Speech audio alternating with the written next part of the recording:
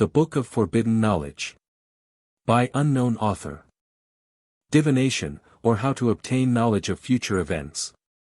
Any person fasting on Midsummer Eve, and sitting on the church porch, will, at midnight, see the spirits of the persons of that parish, who will die that year. Come and knock at the church door, in the order and succession in which they will die. One of those watchers, there being several in company, fell into a profound sleep, so that he could not be waked, whilst in this state his ghost was seen by the rest of his companions knocking at the church door.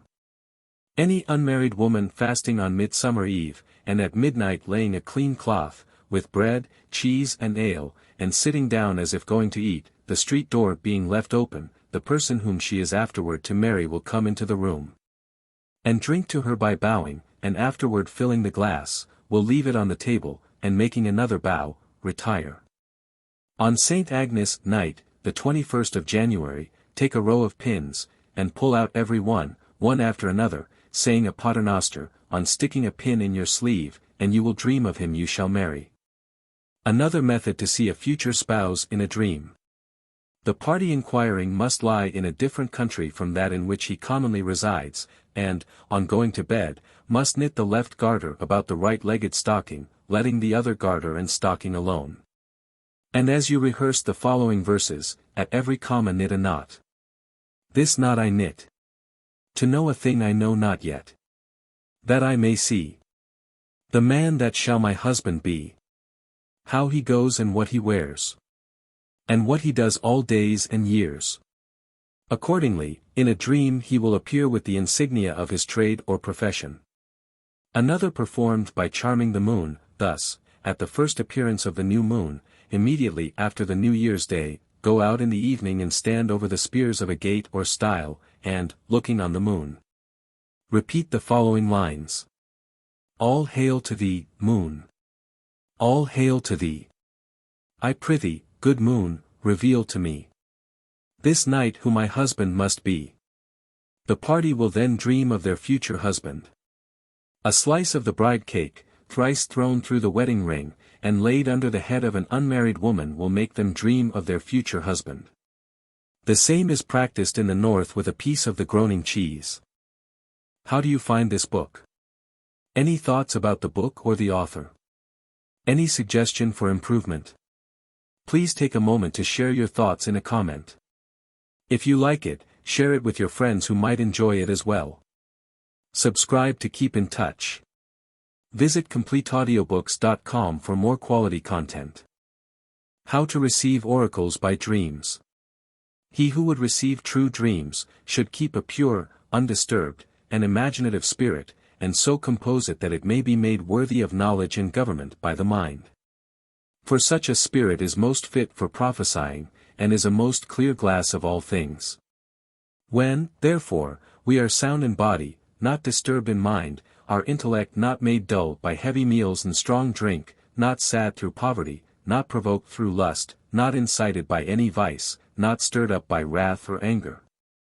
Not being irreligiously and profanely inclined, not given to levity nor lost in drunkenness, but, chastely going to bed, fall asleep, then our pure and divine soul being free from all the evils above recited, and separated from all hurtful thoughts, and now freed, by dreaming, is endowed with this divine spirit as an instrument, and doth receive those beams and representations which are darted down, as it were, and shine forth from the divine mind into itself, in a deifying glass.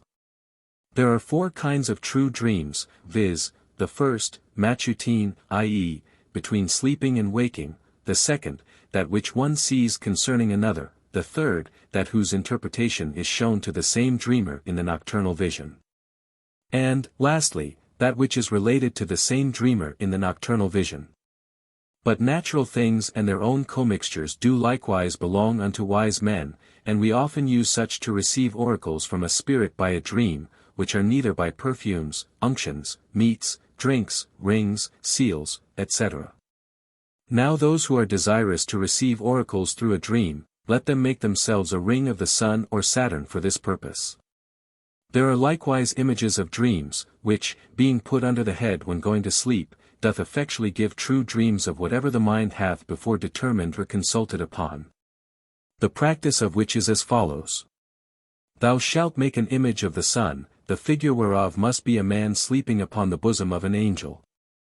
Which thou shalt make when Leo ascends, the sun being in the 9th house in Aries. Then you must write upon the figure the name of the effect desired, and in the hand of the angel the name and character of the intelligence of the sun, which is Michael. Let the same image be made in Virgo ascending, Mercury being fortunate in Aries in the 9th, or Gemini ascending, Mercury being fortunt in the 9th house in Aquarius, and let him be received by Saturn with a fortunate aspect. And let the name of the spirit, which is Raphael, be written upon it. Let the same likewise be made, Libra ascending, Venus being received from Mercury in Gemini in the 9th house, and write upon it the name of the angel of Venus, which is a nail. Again you may make the same image, Aquarius ascending, Saturn fortunately possessing the 9th in his exaltation, which is Libra, and let there be written upon it the name of the angel of Saturn, which is Cashel. The same may be made with Cancer ascending, the moon being received by Jupiter and Venus in Pisces, and being fortunately placed in the 9th house, and write upon it the spirit of the moon, which is Gabriel. There are likewise made rings of dreams of wonderful efficacy, and there are rings of the sun and Saturn, and the constellation of them is, when the sun or Saturn ascend in their exaltation in the 9th. And when the moon is joined to Saturn in the 9th, and in that sign which was the 9th house of the nativity, and write and engrave upon the rings the name of the spirit of the sun or Saturn. And by these rules you may know how and by what means to constitute more of yourself. But know this, that such images work nothing, as they are simply images, except they are vivified by spiritual and celestial virtue, and chiefly by the ardent desire and firm intent of the soul of the operator. But who can give a soul to an image, or make a stone, or metal, or clay, or wood, or wax, or paper, to live? Certainly no man whatever, for this arcanum doth not enter into an artist of a stiff neck. He only hath it who transcends the progress of angels, and comes to the very archetype himself. The tables of numbers likewise confer to the receiving of oracles, being duly formed under their own constellations. Therefore, he who is desirous of receiving true oracles by dreams, let him abstain from supper, from drink, and be otherwise well disposed, so his brain will be free from turbulent vapors. Let him also have his bedchamber fair and clean, exorcised and consecrated. Then let him perfume the same with some convenient fumigation, and let him anoint his temples with some unguent efficacious hereunto, and put a ring of dreams upon his finger. Then let him take one of the images we have spoken of, and place the same under his head, then let him address himself to sleep, meditating upon that thing which he desires to know. So shall he receive a most certain and undoubted oracle by a dream when the moon goes through the sign of the 9th revolution of his nativity, and she is in the 9th sign from the sign of perfection. This is the way whereby we may obtain all sciences and arts whatsoever, whether astrology, occult philosophy, physic, etc. Or else suddenly and perfectly with a true illumination of our intellect, although all inferior familiar spirits whatsoever conduce to this effect, and sometimes also evil spirits sensibly inform us, intrinsically and extrinsically. Dreams, tokens, and insights into futurity. The ring and the olive branch. By a ring, it matters not it being gold, so as it has the semblance of a wedding ring, and it is best to try this charm on your own birthday.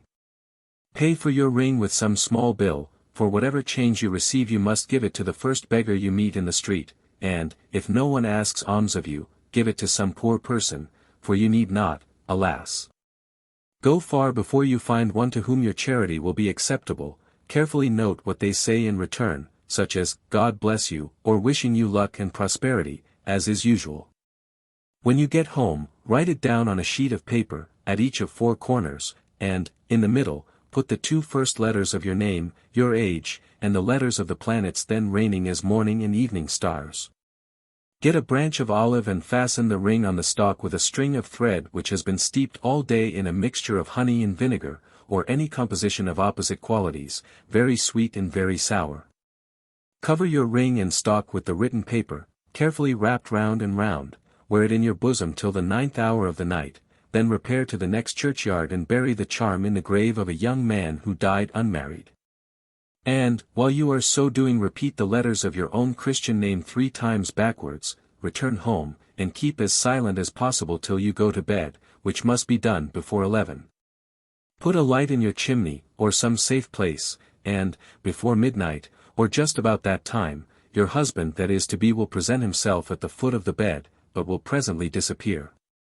If you are not to marry, none will come, and, in that case, if you dream before morning of children, it shows that you will have them unmarried, and if you dream of crowds of men, beware of prostitution. The witch's chain. Let 3 young women join together in making a long chain, about a yard will do, of Christmas juniper and mistletoe berries, and, at the end of every link, put an oak acorn. Exactly before midnight let them assemble in a room by themselves, where no one can disturb them, leave a window open, and take the key out of the keyhole and hang it over the chimney-piece.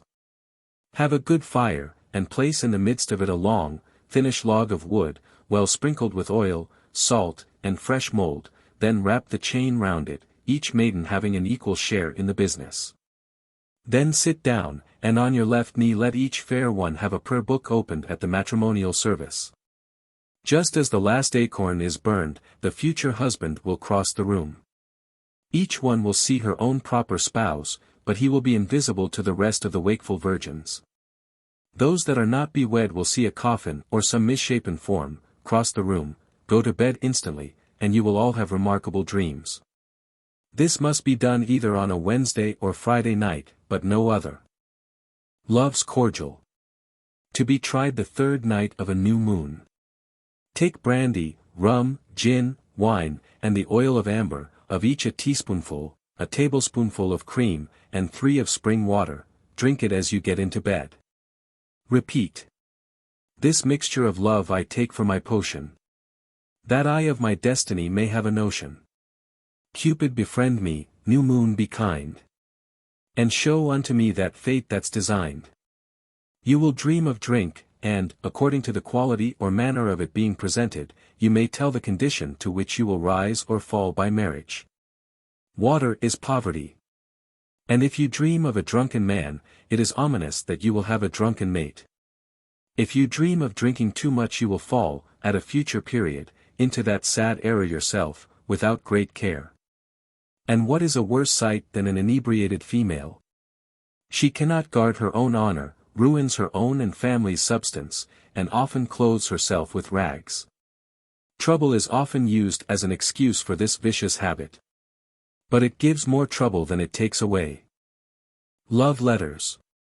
On receiving a love letter that has any particular declaration in it, lay it wide open, then fold it in 9 folds, pin it next your heart, and thus wear it till bedtime.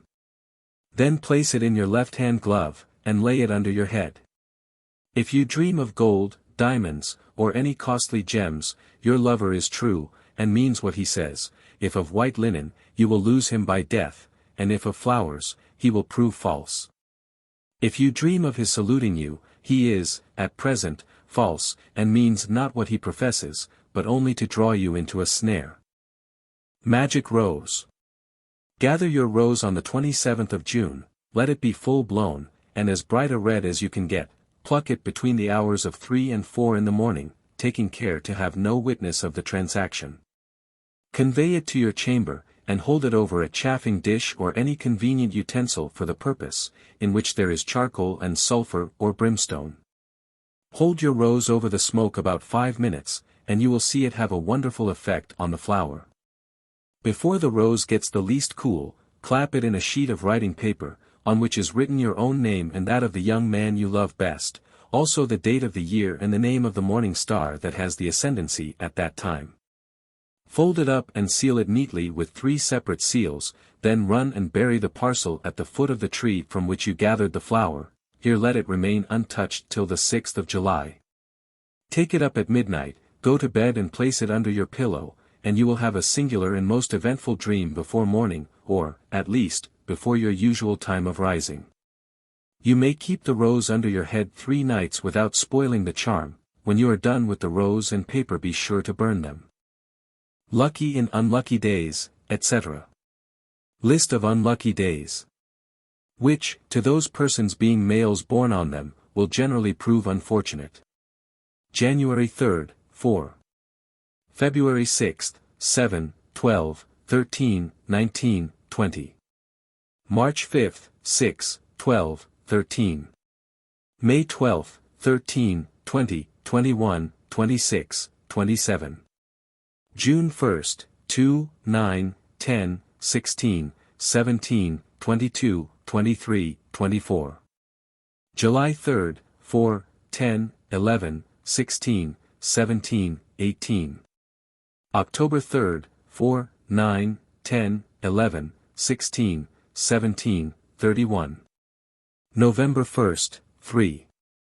Almost all persons, being of the Mala sex, that are born on the days included in the foregoing table, will, in a greater or less degree suffer, not only by pecuniary embarrassment and losses of property, but will also experience great distress and anxiety of mind, much dissatisfaction, dissension, and unhappiness in their family affairs, much disaffection to each other among the married ones. Indeed, few of them can ever be happy in the married state, trouble about their children, daughters forming unfortunate attachments, and a variety of untoward events of other description which our limits do not allow us to particularize. The influence of these days are of a quality and tendency calculated to excite in the minds of persons born on them, an extraordinary itch for speculation, to make changes in their affairs, commence new undertakings of various kinds. But all of them will tend nearly to one point, loss of property and pecuniary embarrassments. Such persons who embark their capital on credit in new concerns or engagements will be likely to receive checks or interruptions to the progress of their schemes or undertakings. Those who enter into engagements intended to be permanent, whether purchases, leases, partnerships, or, in short, any other speculation of a description which cannot readily be transferred, or got rid of, will dearly repent their bargains. They will find their affairs from time to time much interrupted and agitated, and experience many disappointments in money matters, trouble through bills, and have need of all their activity and address to prop their declining credit. Indeed, almost all engagements and affairs that are entered upon by persons born on any of these days will receive some sort of check or obstruction. The greater number of those persons born on these days will be subject to weakness or sprains in the knees and ankles, also diseases and hurts in the legs. List of unlucky days, which to those persons, being females, born on them will generally prove unfortunate. January 5th, 6, 13, 14, 20, and 21. February 2nd, 3, 9, 10, 16, 17, 22, and 23. March 1st, 2, 8, 9, 16, 17, 28, and 29. April 24th and 26th. May 1st, 2, 9, 17, 22, 29, and 30. June 5th, 6, 12, 13, 18, and 19. July 3rd and 4th. September 9th and 16th. October 20th and 27th. November 9th, 10, 21, 29, and 30. December 6th, 14, and 21. We particularly advise all females born on these days to be extremely cautious of placing their affections too hastily, as they will be subject to disappointments and vexations in that respect. It will be better for them, in those matters, to be guided by the advice of their friends, rather than by their own feeling. They will be less fortunate in placing their affections, than in any other action of their lives. As many of these marriages will terminate in separations, divorces, etc. Their courtships will end in unhappy elopements, and other ways not necessary of explanation. Our readers must be well aware that affairs of importance begun at inauspicious times, by those who have been born at those periods when the stars shed their malign influence, can seldom, if ever, lead to much good. It is, therefore, that we endeavor to lay before them a correct statement drawn from accurate astrological information, in order that by strict attention and care, they may avoid falling into those perplexing labyrinths from which nothing but that care and attention can save them. The list of days we have above given, will be productive of hasty and clandestine marriages, marriages under untoward circumstances, perplexing attachments, and a natural consequence, the displeasure of friends, together with family broils. Discussions and divisions. We now present our readers with a list of days usually considered fortunate. With respect to courtship, marriage, and love affairs in general, persons that were born on the following days may expect courtships and prospects of marriage, and which will have a happy termination. January 1st, 2, 15, 26, 27, 28. February 11th, 21, 25, 26. March 10th, 24. April 6th, 15, 16, 20, 28. May 3rd, 13, 18, 31. June 10th, 11, 15, 22, 25. July 9th, 14, 15, 18. August 6th, 7, 10, 11, 19, 20, 25. September 4th, 8, 9, 17, 18, 23. October 3rd, 7, 16, 21, 22. November 5th, 14, 20. December 14th, 15, 19, 20, 22, 23, 25. Although the greater number, or in dash. Deed, nearly all persons that are born on the days stated in the preceding list, will be likely to meet with a prospect of marriage or become engaged in some love affair of more than ordinary importance. Yet it must not be expected that the result will be the same with all of them. With some they will terminate in marriage, with others in disappointment, and some of them will be in danger of forming attachments that may prove of a somewhat troublesome description. We shall, therefore, in order to enable our readers to distinguish them, give a comprehensive and useful list, showing which of them will be most likely to marry. Those born within the limits of the succeeding list of hours, on any of the preceding days, will be the most likely to marry, or will, at least, have courtships that will be likely to have a happy termination. List of fortunate hours. January 2d. From 30 minutes past 10 till 15 minutes past 11 in the morning, and from 15 minutes before 9 till 15 minutes before 11 at night. 15th. From 30 minutes past 9 till 15 minutes past 10 in the morning. And from 30 minutes past 7 till 15 minutes past 11 at night. 26th. From 30 minutes past 8 till 15 minutes past 9 in the morning, and from 7 till 15 minutes past 10 at night. February 11th and 12th. From 30 minutes past 7 till 15 minutes past 8 in the morning, and from 15 minutes past 6 till 15 minutes before 9 at night. 21st. From 7 till 15 minutes before 8 in the morning, and from 15 minutes past 5 till 15 minutes before 8 at night. 25th and 26th. From 15 minutes before 7 till 30 minutes past 7 in the morning, and from 15 minutes before 5 till 30 minutes past 7 in the evening. March 10th. From 5 till 15 minutes before 6 in the morning. And from 4 in the afternoon till 15 minutes before 7 in the evening. April 6th. From 15 minutes past 4 till 5 in the morning, and from 30 minutes past 2 till 15 minutes past 5 in the afternoon. 20th. From 30 minutes past 3 till 15 minutes past 4 in the morning, and from 30 minutes past 1 till 15 minutes past 4 in the afternoon. May 3d. From 15 minutes before 3 till 30 minutes past 3 in the morning. And from 15 minutes before 1 till 30 minutes past 3 in the afternoon.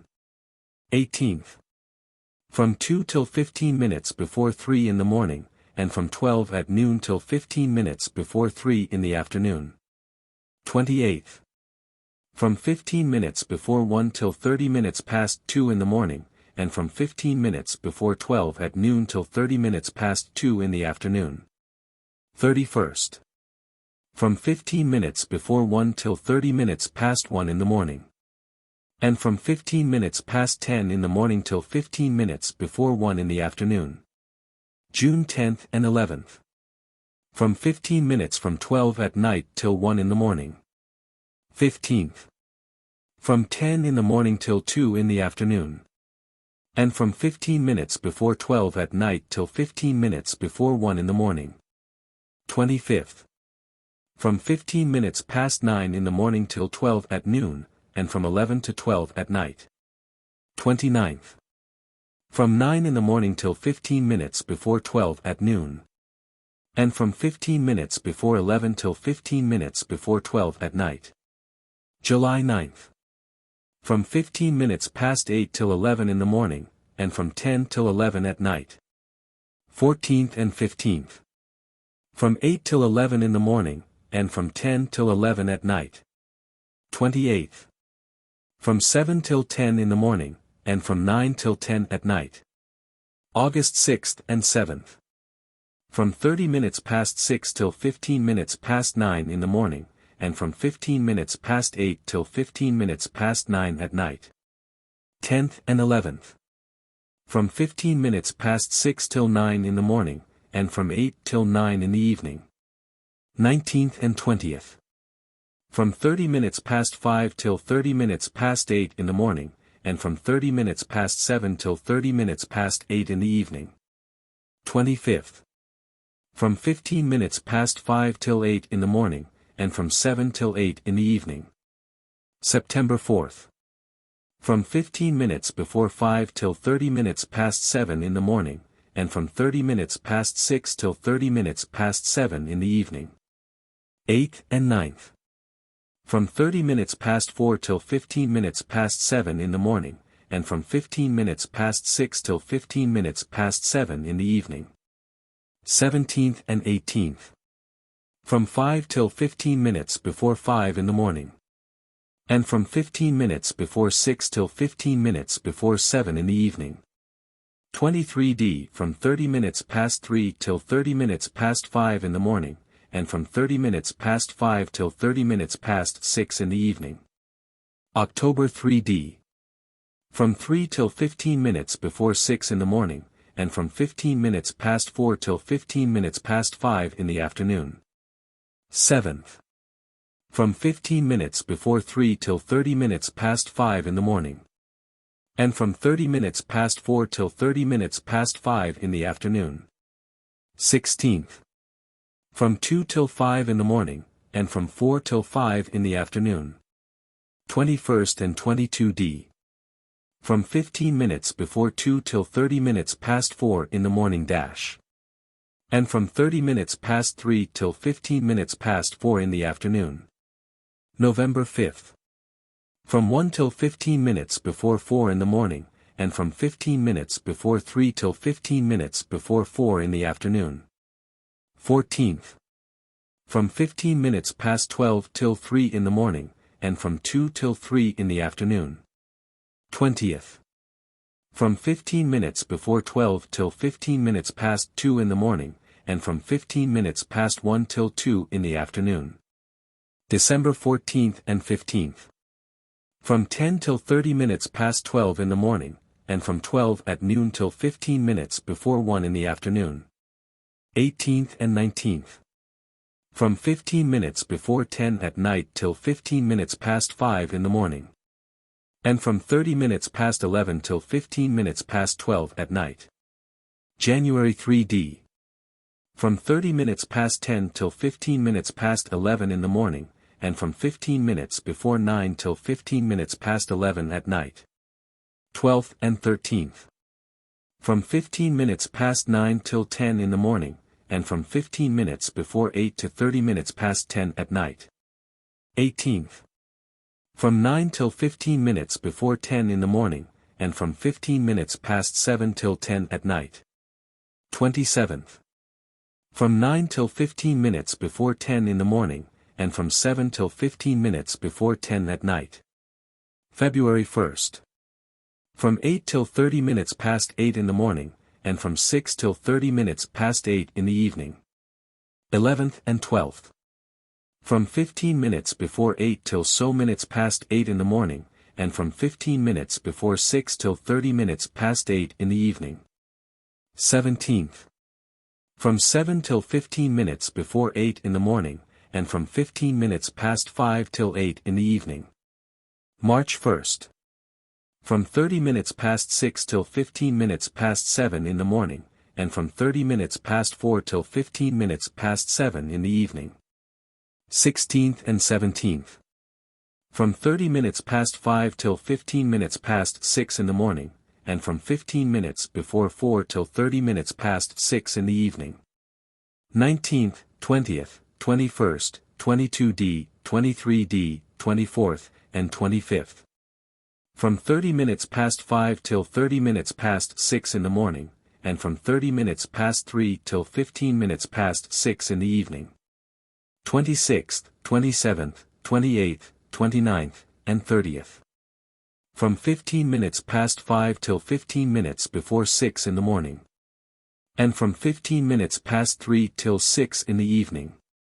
April 3d, 4th, 5th, 6th, 7th, 8th, and 9th.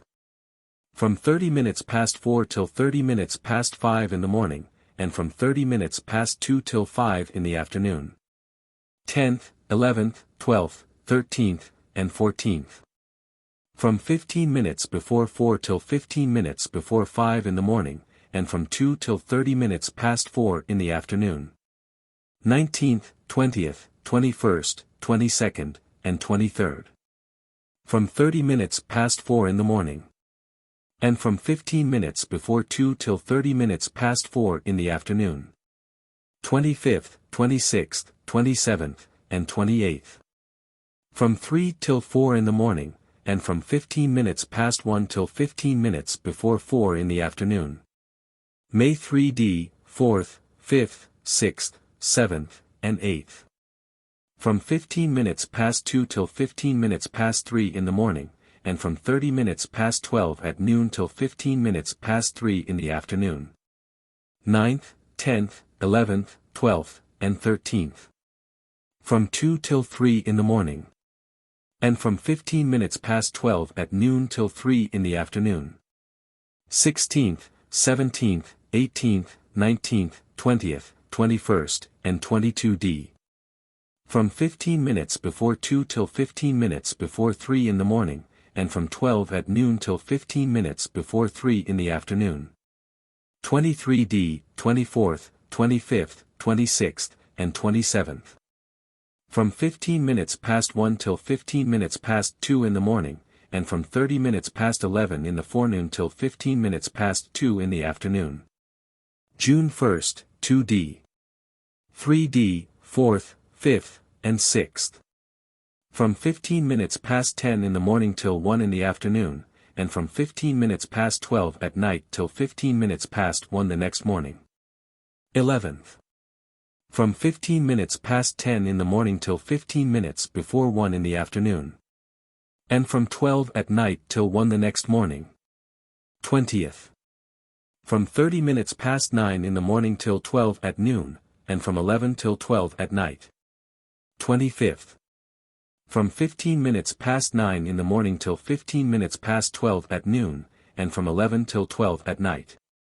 July 5th. From 15 minutes before 8 till 15 minutes past 10 in the morning, and from 15 minutes before 10 till 15 minutes before 11 at night. 9th. From 15 minutes past 8 till 11 in the morning, and from 15 minutes past 10 till 11 at night. 19th. From 30 minutes past 7 till 10 in the morning, and from 15 minutes past 9 till 15 minutes past 10 at night. 24th. From 7 till 15 minutes before 10 in the morning, and from 9 till 10 at night. August 2d and 3d.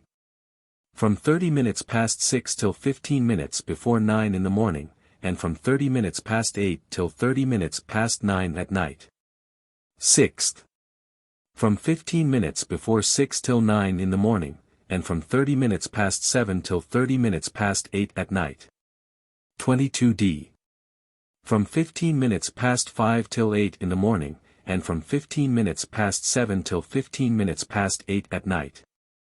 September 1st. From 4 till 15 minutes before 7 in the morning, and 6 till 7 in the evening. 5th. From 30 minutes past 4 till 15 minutes before 7 in the morning, and from 30 minutes past 6 till 30 minutes past 7 in the evening. 14th. From 15 minutes before 4 till 30 minutes past 6 in the morning. And from 30 minutes past 5 till 30 minutes past 6 in the evening. 29th.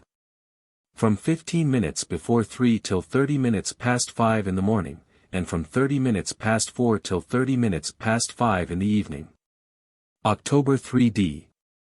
From 3 till 15 minutes before 6 in the morning, and from 15 minutes before 5 till 15 minutes before 6 in the evening. 12th. From 15 minutes past 3 till 5 in the morning, and from 15 minutes before 4 till 30 minutes past 4 in the afternoon. 18th and 19th. From 30 minutes past 1 till 4 in the morning, and from 15 minutes before 3 till 30 minutes past 4 in the afternoon. November 10th and 11th. From 30 minutes past 12 at night till 15 minutes past 3 in the morning. And from 30 minutes past 1 till 30 minutes past 2 in the afternoon. 15th and 16th. From 12 at night till 15 minutes before 3 in the morning, and from 15 minutes past 1 till 2 in the afternoon. 29th and 30th. From 15 minutes past 11 at night till 2 in the morning, and from 1 till 15 minutes before 2 in the afternoon. December 8th and 9th. From 15 minutes past 10 at night till 1 in the morning. And from 30 minutes past 12 at noon till 30 minutes past 1 in the afternoon. 14th, 15th, and 16th. From 10 at night till 15 minutes before 1 in the morning, and from 15 minutes before 12 till 30 minutes past 12 at noon. 23d and 24th. From 15 minutes past 11 till 12 at noon, and from 15 minutes past 9 till 12 at night. 28th. From 15 minutes past 10 till 11 in the morning, and from 9 till 15 minutes before 12 at night. We do not presume to assert that every person born on the last mentioned times, will be exempt from all descriptions of trouble during the whole of their lives. But that they will never, in spite of whatever may happen to befall them, sink below mediocrity. Even servants and those born of poor parents will possess some superior qualities, get into good company, be much noticed by their superiors, and will, in spite of any intervening difficulties, establish themselves in the world. And rise much above their sphere of birth. It has often been recorded, and though a singular observation, experience has shown it to be a true one, that some event of importance is sure to happen to a woman in her 31st year, whether single or married. It may prove for her good, or it may be some great evil or temptation, therefore we advise her to be cautious and circumspect in all her actions. If she is a maiden or widow, it is probable she will marry this year. If a wife, that she will lose her children or her husband. She will either receive riches or travel into a foreign land. At all events, some circumstance or other will take place during this remarkable year of her life, that will have great effect on her future fortunes and existence. The like is applicable to men in their 42nd year, of which so many instances have been proved that there is not a doubt of its truth. Observe always to take a lease for an odd number of years, even are not prosperous. The 3 first days of the moon are the best for signing papers, and the first 5 days as well as the 24th for any fresh undertaking. But we cannot but allow that a great deal depends on our own industry and perseverance, and by strictly discharging our duty to God and man. We may often overcome the malign influence of a bad planet, or a day marked as unlucky in the book of fate. Metragrammatism, or the art of fortune-telling by transposition of names. It has often been remarked, although it is a fact by no means commonly known, that the names given to children at the baptismal font joined to their family or surnames, and added to titles which may be bestowed upon them in after life, often point out many circumstances and events which may befall the parties upon whom such names have been bestowed. And that if their parents had paid more attention to this part of astrological divination, those names which were unlucky might, by due care and attention, have been avoided. While those of a more fortunate description might have been selected for their children, and have been rendered even still more valuable and fortunate, by by being conjoined with others of a like nature. In order that our readers may have a clearer insight into this branch of fortune-telling, and which appears to have been strangely neglected by modern practitioners, we shall lay before them a few specimens of this admirable system of discovering the events of our checkered existence, and from a study of which they will readily learn how to avoid bestowing on their children such as are of a malignant nature, and, at the same time, perceive how the secret influence of the stars that preside at our birth, act in the minutest manner, even to the giving of that name at our baptism, which oftentimes explains to the bearer of it, if he could then but know it, those events which will assuredly befall him in the course of his life. Of the antiquity of this science it is scarcely necessary to speak. It may however be as well to remark, that it was formerly in the highest repute among the astrologers of the early ages. And even some of our ancient writers have not disdained to advocate its cause. One of these, the celebrated Camden, has in his Remains bequeathed to the world an excellent treatise on this subject. He refers the origin of this invention to the time of Moses, and conceives that it might have had some share in the mystical tradition afterward called Kabbalah, communicated by that divine lawgiver to the chosen 70. That this art was practiced by the ancient Egyptians there cannot be a doubt, as there are even now remaining several of the names of the Egyptian monarchs which have been transposed and fully point out the principal events of their lives. The Greeks also practiced the art, but we do not find any examples among the Romans, which is somewhat surprising, as their seers, astrologers, and sibyls practiced almost every species of divination. Among modern nations, the French appear to have distinguished themselves for their proficiency in it, and which, Camden says, they exceedingly admire and celebrate for the deep antiquity and mystical meaning thereof. Indeed, to such a height did that nation carry the practice of this art in the early ages, that there were kept lists of lucky and unlucky names, and particular care was taken, when bestowing a name on a child, that such only should be given as could, by transposition, be formed into some fortunate signification. But this often failed, for even those very names which, when transposed, contained this fortunate signification, yet, by a second transposition, sometimes quite the contrary would be indicated and thus foil those, who would have foiled the stars. Having thus introduced this subject to our readers, and fully proved its antiquity, it only remains for us to lay before them such specimens of the art as may enable them to practice upon their own names, and by so doing become acquainted with that principal occurrence of their lives, which may be for their future good or evil. And if the latter, by possessing such foreknowledge, by caution and good conduct on their parts, alleviate or prevent its affects. We shall take these instances from the names of well-known characters, by which it will be instantly seen how immediate is the connection between the name of the party and the principal event of their lives. And first with the name of Bonaparte, which is perhaps the most complete specimen of the art we could possibly lay before our readers, and if properly transposed fully shows in each transposition the character of the man, and points out that unfortunate occurrence in his life, which ultimately proved his ruin, thus. Napoleon Bonaparte. No, appear not on Elba. In the name of Wellington we find his future glory parts.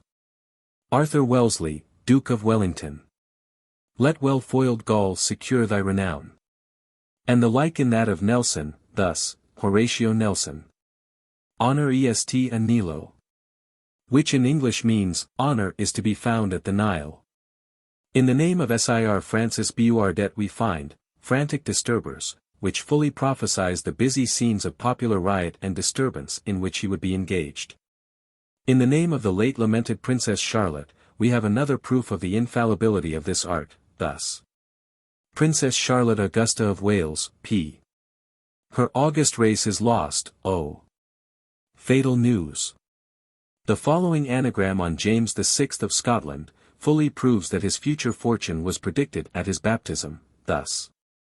Charles James Stuart claims Arthur's seat, and accordingly, on the death of Queen Elizabeth, he became James I. of England, and thereby possessed the throne which the name given him at his birth plainly foretold. The above will be sufficient to instruct our readers in this very entertaining and infallible mode of discovering future events. It may be necessary to observe, that some names will not easily form into separate words without the addition or subtraction of one or more letters. This is always allowable. For instance, K may be substituted for C, I for J, V for U, and vice versa.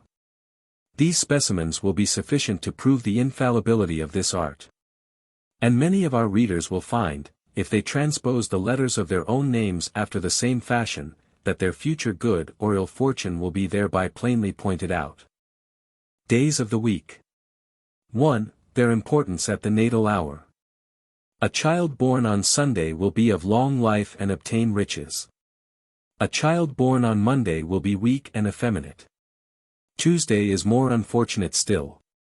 Though a child born on this day may, by extraordinary vigilance, conquer the inordinate desires to which he will be subject, still, in his reckless attempts to gratify them, he will be in danger of a violent death. The child born on Wednesday will be given to a studious life, and shall reap great profit therefrom. A child born on Thursday shall attain great honor and dignity. He who calls Friday his natal day shall be of a strong constitution, and perhaps addicted to the pleasures of love. Saturday is another ill-omened day. Most children born on this day will be of heavy, dull, and dogged dispositions. 2. Their influence otherwise. If a person have his measure taken for new clothes on a Sunday, he will be sorrowful and crying. If on a Monday, he will have ample food and provisions. If on a Tuesday, his clothes will be burned. If on a Wednesday, he will enjoy happiness and tranquility. If on Thursday, he will be good and propitious. If on a Friday, he will get into prison. If on Saturday, he will experience numerous troubles and misfortunes. If one puts on a new suit of clothes on a Sunday, he will experience happiness and ease. If on a Monday, his clothes will tear. If on a Tuesday, even if he stand in water, his clothes will catch fire. If on a Wednesday, he will readily obtain a new suit. If on a Thursday, his dress will appear neat and elegant. If on a Friday, as long as the suit remains new, he will be happy and delighted. If on a Saturday, he will be taken ill. If a person puts on a new suit of clothes in the morning, he will become wealthy and fortunate. If at noon, he will appear elegant. If at about sunset, he will become wretched. If in the evening, he will continue ill. If a person bathe on Sunday, he will experience affliction. If on Monday, his property will increase. If on Tuesday, he will labor under anxiety of mind. If on Wednesday, he will increase in beauty. If on Thursday, his property will increase. If on Friday, all his sins will be forgiven him. If on Saturday, all his ailments will be removed. For shaving, for days of the week are preferable to the rest, viz., Monday, Wednesday, Thursday, and Friday. The other three are evil and inauspicious. Lucky days for business, 3 first days of the moon's age, for marriage the 7th, 9th, and 12th, requesting favors, 14th, 15th, and 17th, but beware the 16th and 21st. To answer letters, if possible choose an odd day of the moon, to travel on land, choose the increase of the moon, and to embark on the ocean, choose the decline. March is a fortunate month for beginning a new building. And it is singular, but nevertheless reckoned true, that it is good to open a concert room, a music shop, or begin a new piece of music on the eve of Saint Cecilia. It is not good to marry on your own birthday, or on any martyr's. Every other saint's day is fortunate in this concern, neither is it fortunate for a woman to marry in colors. Let her dress be as white as possible, except she be a widow, then let her choose some pleasant color, but beware of green and yellow. To meet a funeral as you are going to church to tie the nuptial knot, betokens the death of your first child in its infancy. To meet a white horse when you are going on any particular business is a sign of success, and a piebald one, if you are going to ask a favor. To be followed by a strange dog is lucky, especially to a man who is going courting. For a pigeon to fly into the house not belonging to it is a sign of sickness, and if it rests on a bed, it is death, but 2 pigeons is a sign of a wedding.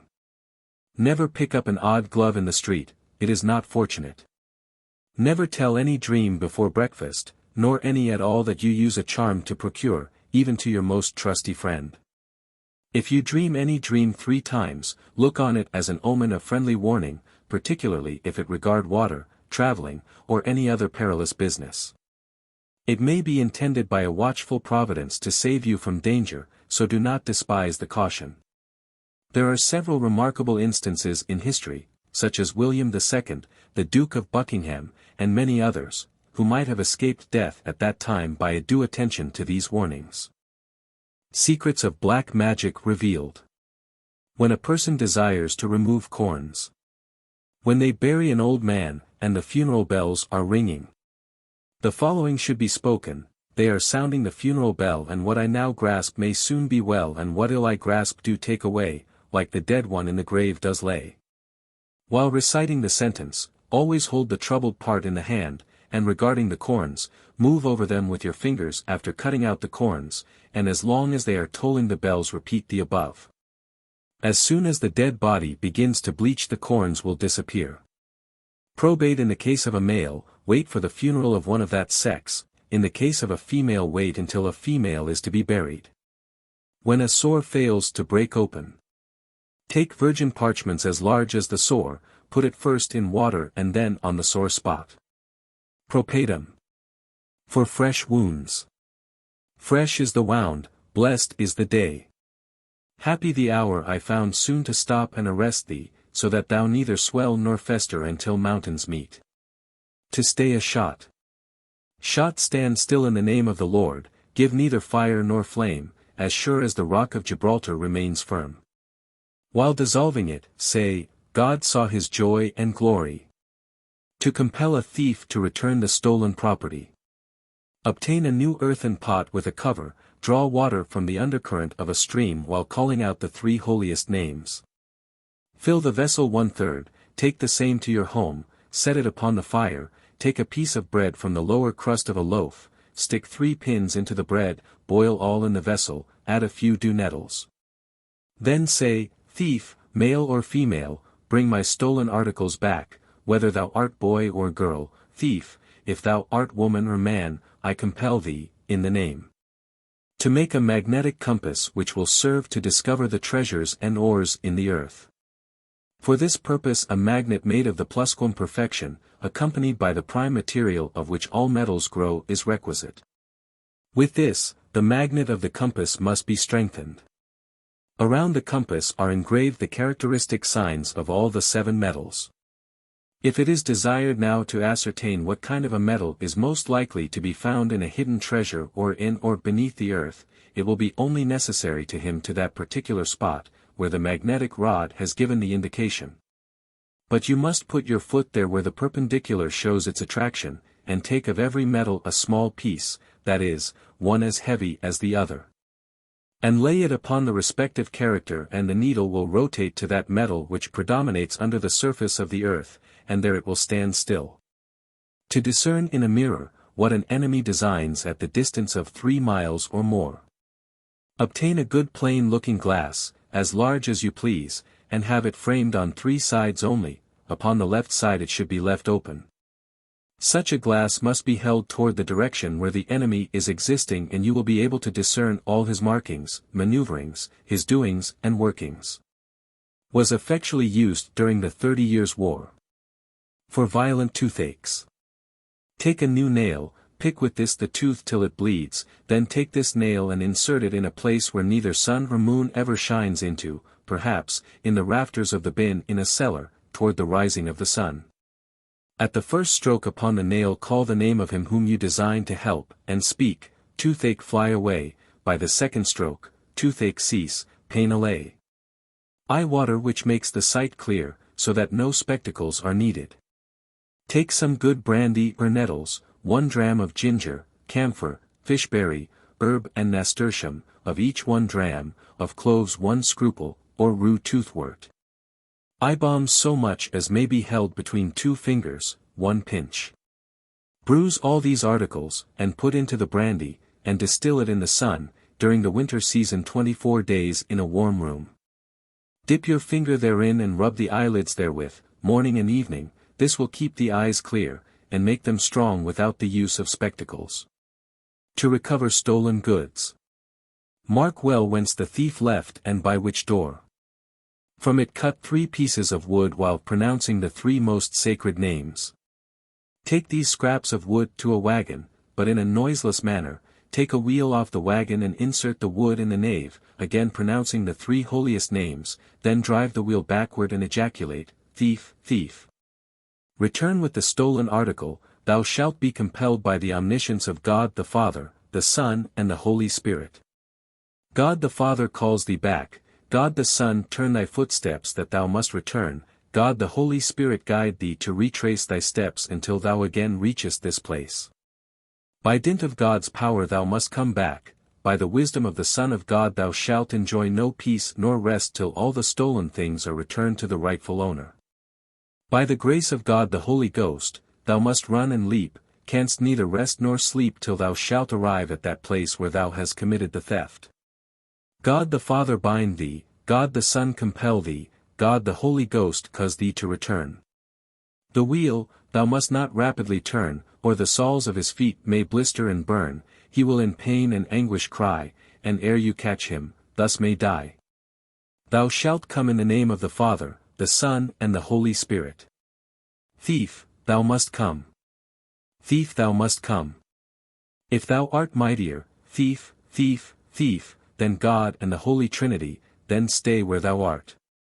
The 10 Commandments force thee to observe not to steal, hence thou must return. To secure one's self against robbers while traveling. Speak 3 times, 2 wicked eyes have overshadowed me, but 3 other eyes are overshadowing me too, the one of God, the Father, the other God the Son, the third of God the Holy Spirit. They watch my blood and flesh, my marrow and home, and all other large and small limbs, they shall be protected in the name of God. Also for the toothache. Saint Peter stood under an oak tree. Then spake our beloved Redeemer to Peter, Why art thou sad and weary? Peter replied, Why should I not feel sad and dread, since all the teeth decay in my head? Whereupon our Lord Jesus Christ spake unto Peter, Peter, him to the cool and lonely nook, there runs a clear water in a mountain brook. Take water thereof in thy decaying mouth, and spew it again into the running brook. This done 3 times in succession, and each time the 3 highest names pronounced. This repeat for 3 days in succession. How to make one's self agreeable to all. Carry a whoop's eye on your person. If you carry it in front of your breast, all your enemies will become kind to you, and if you carry it in your purse you make a good bargain on all what you sell. To fasten a person that he may not escape. Take a needle wherewith the gown from a corpse had been sewed and put this needle into the footprints of the person you seek to fasten. And never will that person, so treated, be able to get away. To have good luck in playing, and how to make yourself liked by people. Take the right thumb in your hand, and put the hand in your right hand pocket whenever a delinquent is executed. And thus you will secure good luck in playing and be liked by your fellow men. To try if a person is chaste. Sap of radish squeezed into the hand will prove what you wish to know. If they do not fumble or grabble they are all right.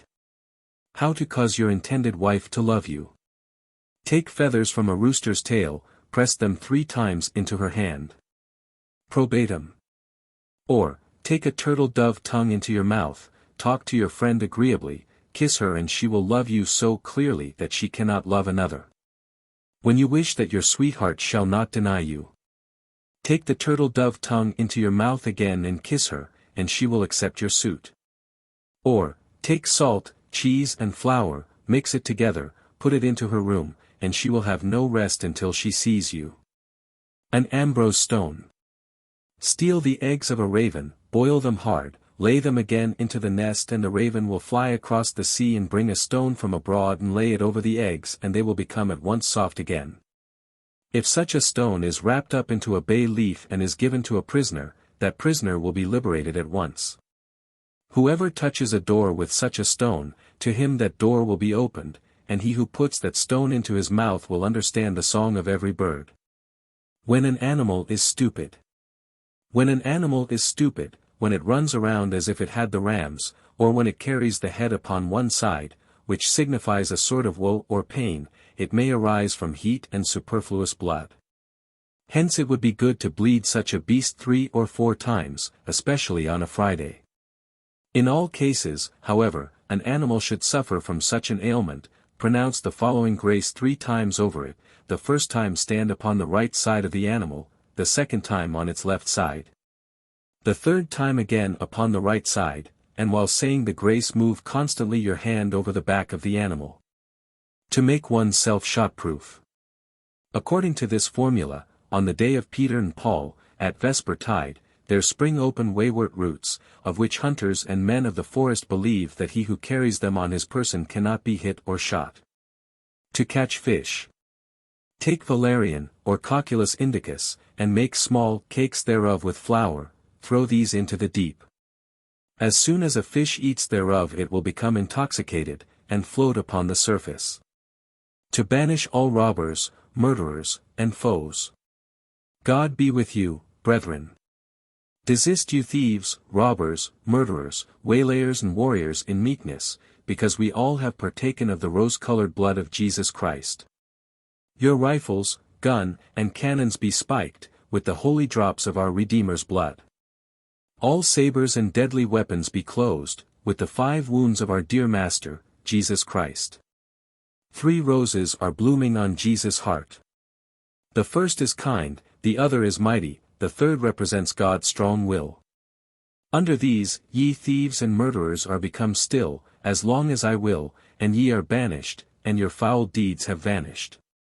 To cite a witch. Take an earthen pot, not glazed, yarn spun by a girl not yet 7 years old. Put the water of the bewitched animal into the pot, then take the egg of a black hen and some of the yarn and move the latter 3 times round the egg, and ejaculate in the 3 devils' names. After this put the egg into the water of the pot, seal the lid of the vessel tightly that no fumes may ooze therefrom, but observe that the head of the lid is below.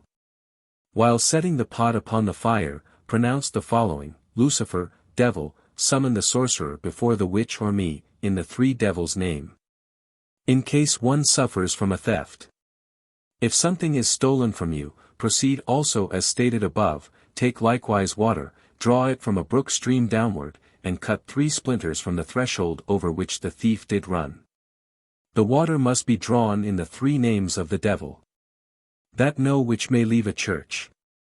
Purchase a pair of new shoes, grease them on Saturday with grease on the outer sole, then put them on and walk to the church, and no witch can find the way out of the church without you proceed before her. Another way to cause return of stolen property. Take 3 pieces of bread, 3 pinches of salt and 3 pieces of hog's lard, make a strong flame, put all the articles upon this fire, and say the following words. While keeping alone. I put bread, salt and lard for the thief upon the fire, for thy sin and temerity so dire. I place them upon thy lungs, liver and heart, that thou art troubled with terror and smart, a distress shall come over thee with dread as if thou wert to be smitten dead, all veins in thy body shall burst and break. And great havoc and trouble shall make, that thou shalt have no peace nor rest, till what thou hast stolen thou hast returned and brought all back from whence it were taken. 3 times to recite and every time the 3 holiest names spoken. To obtain money. Take the eggs of a swallow, boil them, return them to the nest, and if the old swallow brings a root to the nest, take it, put it into your purse, and carry it in your pocket, and be happy. To open locks.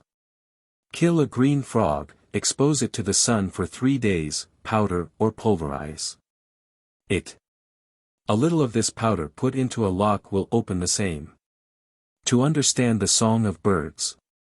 Take the tongue of a vulture, lay it for 3 days and 3 nights in honey, afterward under your tongue, and thus you will understand all the songs of birds. To stop the bleeding of a wound. Take a small bone of a human body and put into the wound, and the blood will cease to flow. How to obtain a good memory. Take the gall of a partridge, and with it grease the temples every month, and your memory will be like that of Neiman. To make a person dislike gambling. Speak to an executioner, and get some wood of a whip wherewith he has beaten criminals, and flog the gambler with this upon his naked body, and never more thereafter will he gamble. While traveling, say every morning, Grant me, O Lord, a good and pleasant hour, that all sick people may recover, and all distressed in body or mind, repose or grace may find, and guardian angel may over them hover. And all those captive and in bondage fettered, may have their conditions and troubles bettered. To all good travelers on horse or foot, we wish a safe journey joyful and good women in labor and toil a safe delivery and joy. That no person will deny anything to you. Take a rooster, 3 years old, throw it into a new earthen pot, and pierce it through, then put it into an ant's hill, and let it remain until the 9th day thereafter.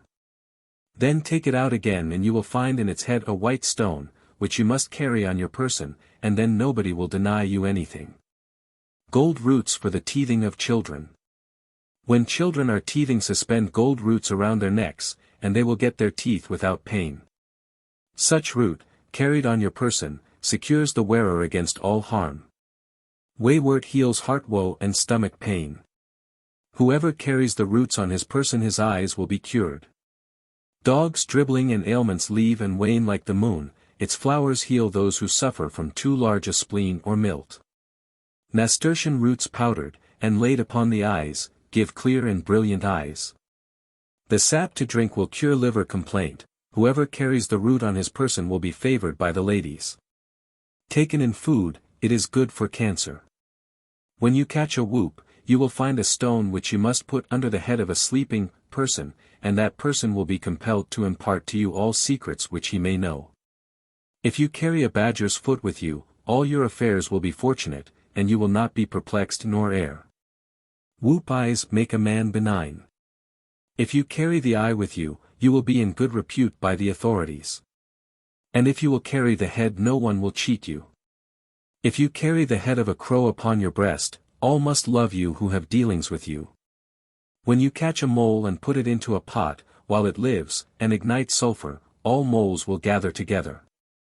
When you put a mole into an earthen pot, and boil the same, and with this water wash the hair will turn white. During the month of August take a swallow from its nest. In its stomach you will find a stone, which you may wrap into a linen handkerchief, hang under your left arm. It is a good thing against slanderers, and makes you agreeable among the people. A snail is said to have a starlet in its head, and when found it is good for one who is afflicted with kidney disease. When a person has sprained himself, take juniper berries and hay flowers, bruise them and boil in good old wine. Apply as a poultice. To make yourself invisible. Pierce the right eye of a bat, and carry it with you, and you will be invisible. To prevent children having measles from becoming blind. As soon as the children get sick from measles, hang on their necks the roots of pernilac, and your sorrows may cease. Probatum. How to draw out a thorn or splinter. Take carrots bruised with honey and make a powder thereof. Put over the injury, it will draw the substance out and soothe the pains. When lungs of cattle swell, take some sandstone, put it into a bake oven till it becomes hot, then put it into a pail of fresh water. Let the cattle drink. For the itch or scab, take precipitate, lard and white hen's manure, make a lye therefrom and wash the skin therewith. For open sores, take hog's lard of the size of a bean, heat it, put the yolk of an egg and some saffron therein. Stir it well and it will heal. When a person has imbibed too much, take fungus of a linden tree, 1/2 quart of old wine, 1/2 quart of water, pour the latter on the fungus, let it draw for 24 hours and drink mornings, noons and evenings thereof. 1 teaspoonful. Salve for gouty limbs. Take dog's lard for 5 cents, oil of white fir tree cones 5 cents, old day for 5 cents, seal oil for 5 cents, a quart of lard in which all the others are rendered down, and the gouty limb anointed with the salve.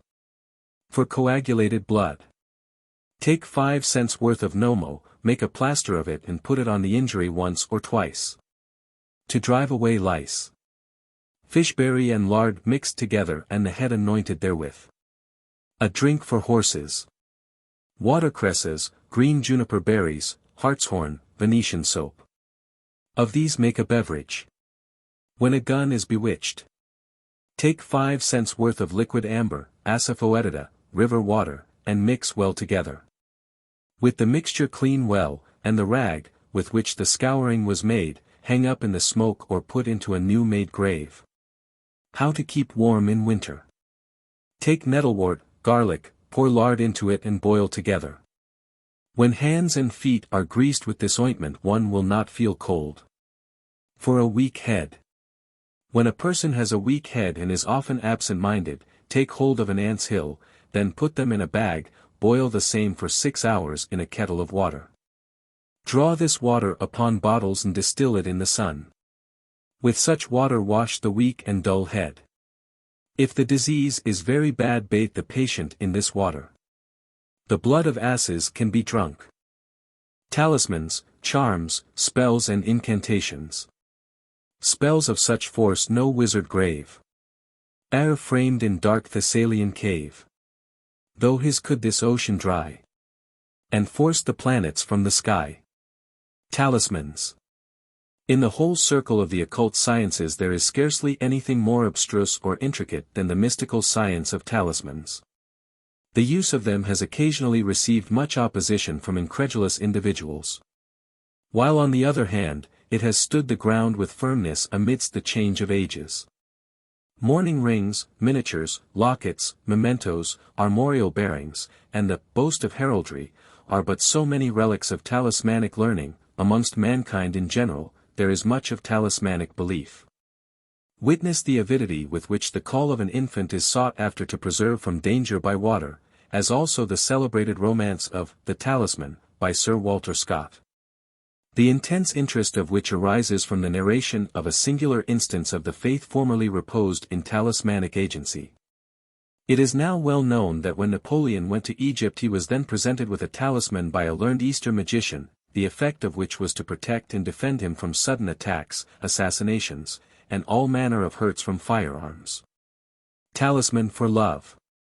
This talisman is said to be wonderfully efficacious in procuring success in amours and love adventures. It should be made or prepared when Venus, the planet of love, is the evening star.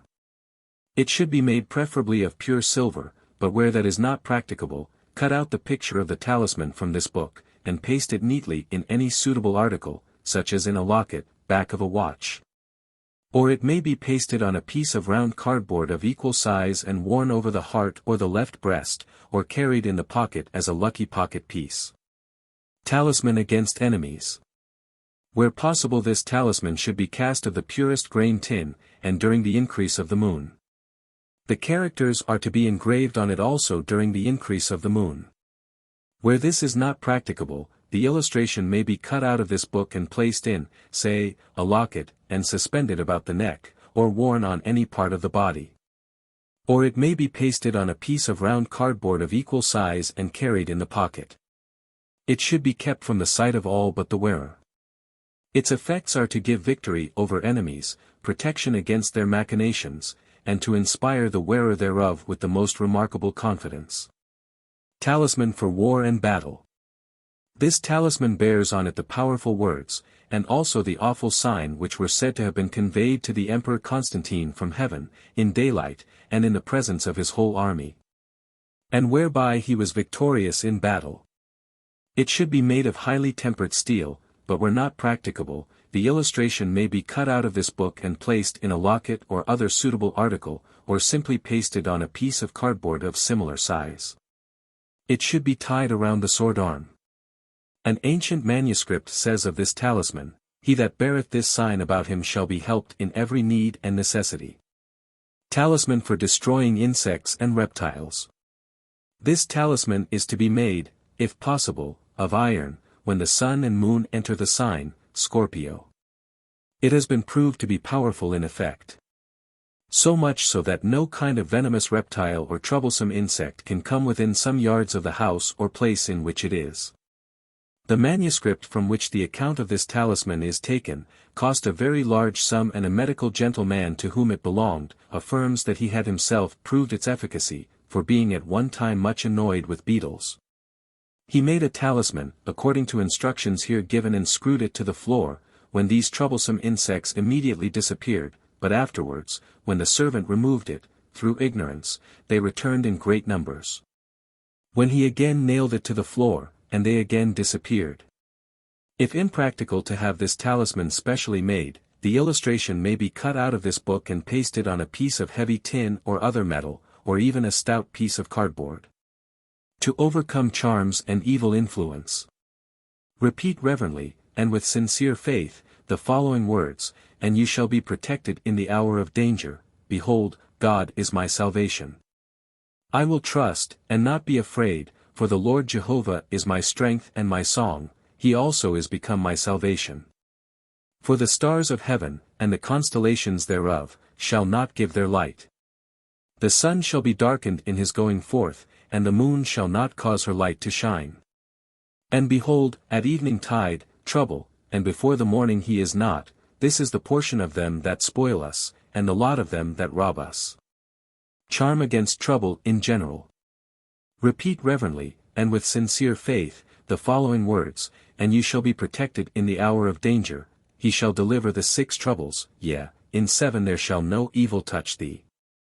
In famine he shall redeem thee from death, and in war from the power of the sword. And thou shalt know that thy tabernacles shall be in peace, and thou shalt visit thy habitation and shalt not err. Charms, omens, and signs. The use of charm and talisman is extensive, and a great percentage of the people have their pet, lucky piece always with them. Magnetic lodestones are universally used to attract good fortune, love and happiness, likewise with various lucky images or idols. Belief in these lucky pieces extends back into history of thousands of years. Clouds. Fleecy clouds indicate either a long wet or dry spell. Long streaky clouds denote fair weather. A halo around the moon is a sign of rain. An uneven number of reports of lightning in quick succession is a sign of good luck. Thunder from a clear sky is also indicative of good fortune. Physical signs and omens. It is unlucky to see a new moon for the first time through a glass. A bee, flying in the house, should be retained for a few minutes as a prisoner to bring luck. Crickets in the house are considered a sign of luck, but a sign of illness if they leave without apparent reason. A sick person witnessing a shooting star will recover within the month. The howling of dogs denotes impending disaster. Robins are looked upon as messengers of good luck. To kill a moth hovering about a candle is to invite good luck. If a knife be dropped, accidentally, so that the point penetrates the ground and stands upright, good luck will result. To spill salt on the table is considered unlucky. To counteract the spell, throw a pinch of the salt over the left shoulder. If your teakettle sings, it is a sign of happiness and contentment in your house. A spark on the wick of a candle means a letter will be received by the one who first sees it.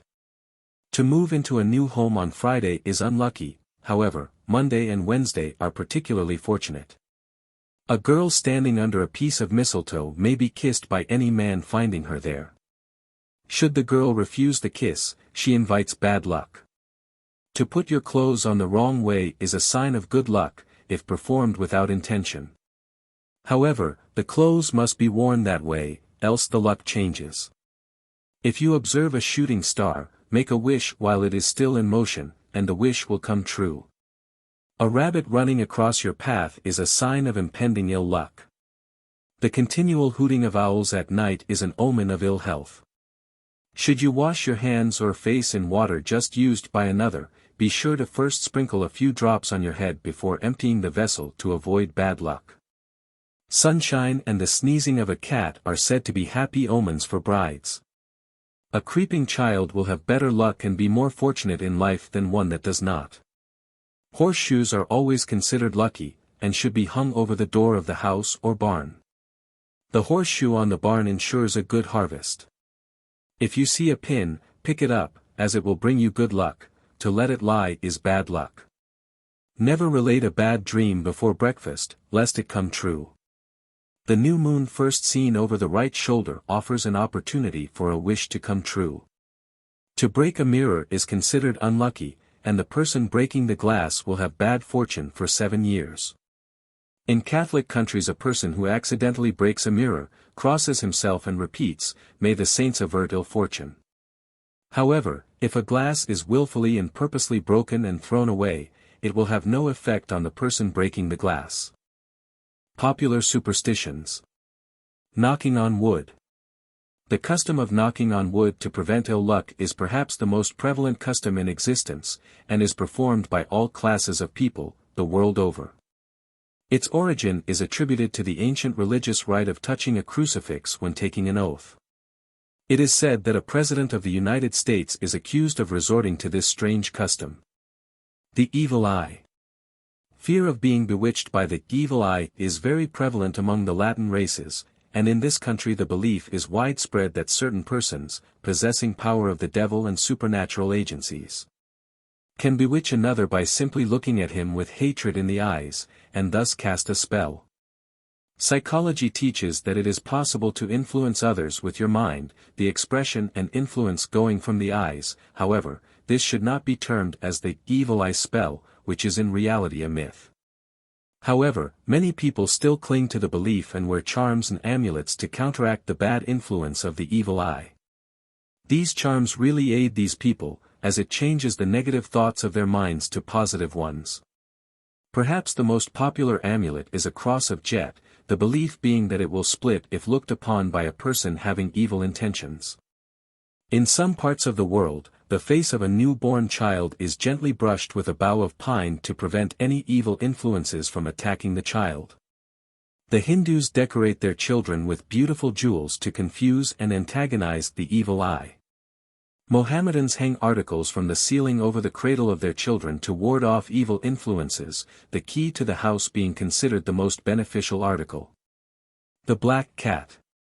As a rule, black cats are considered unlucky, but contrary to general belief, are supposed to bring good luck. However, to kill a black cat is unlucky and invites misfortune for a year. A black cat crossing your path denotes good luck, not bad. The meowing of a black cat at midnight is a bad omen. Various actions of cats are supposed to foretell good or unfortunate events. Color superstitions. Color has a great influence on the mentality of individuals. Everyone is supposed to possess a color hue, and your color chart will correspond with that of your lucky star. Color rules the emotions as follows. Red governs love, affection and lust. Red is also the paramount advertising color, as it is the most attractive to the eye.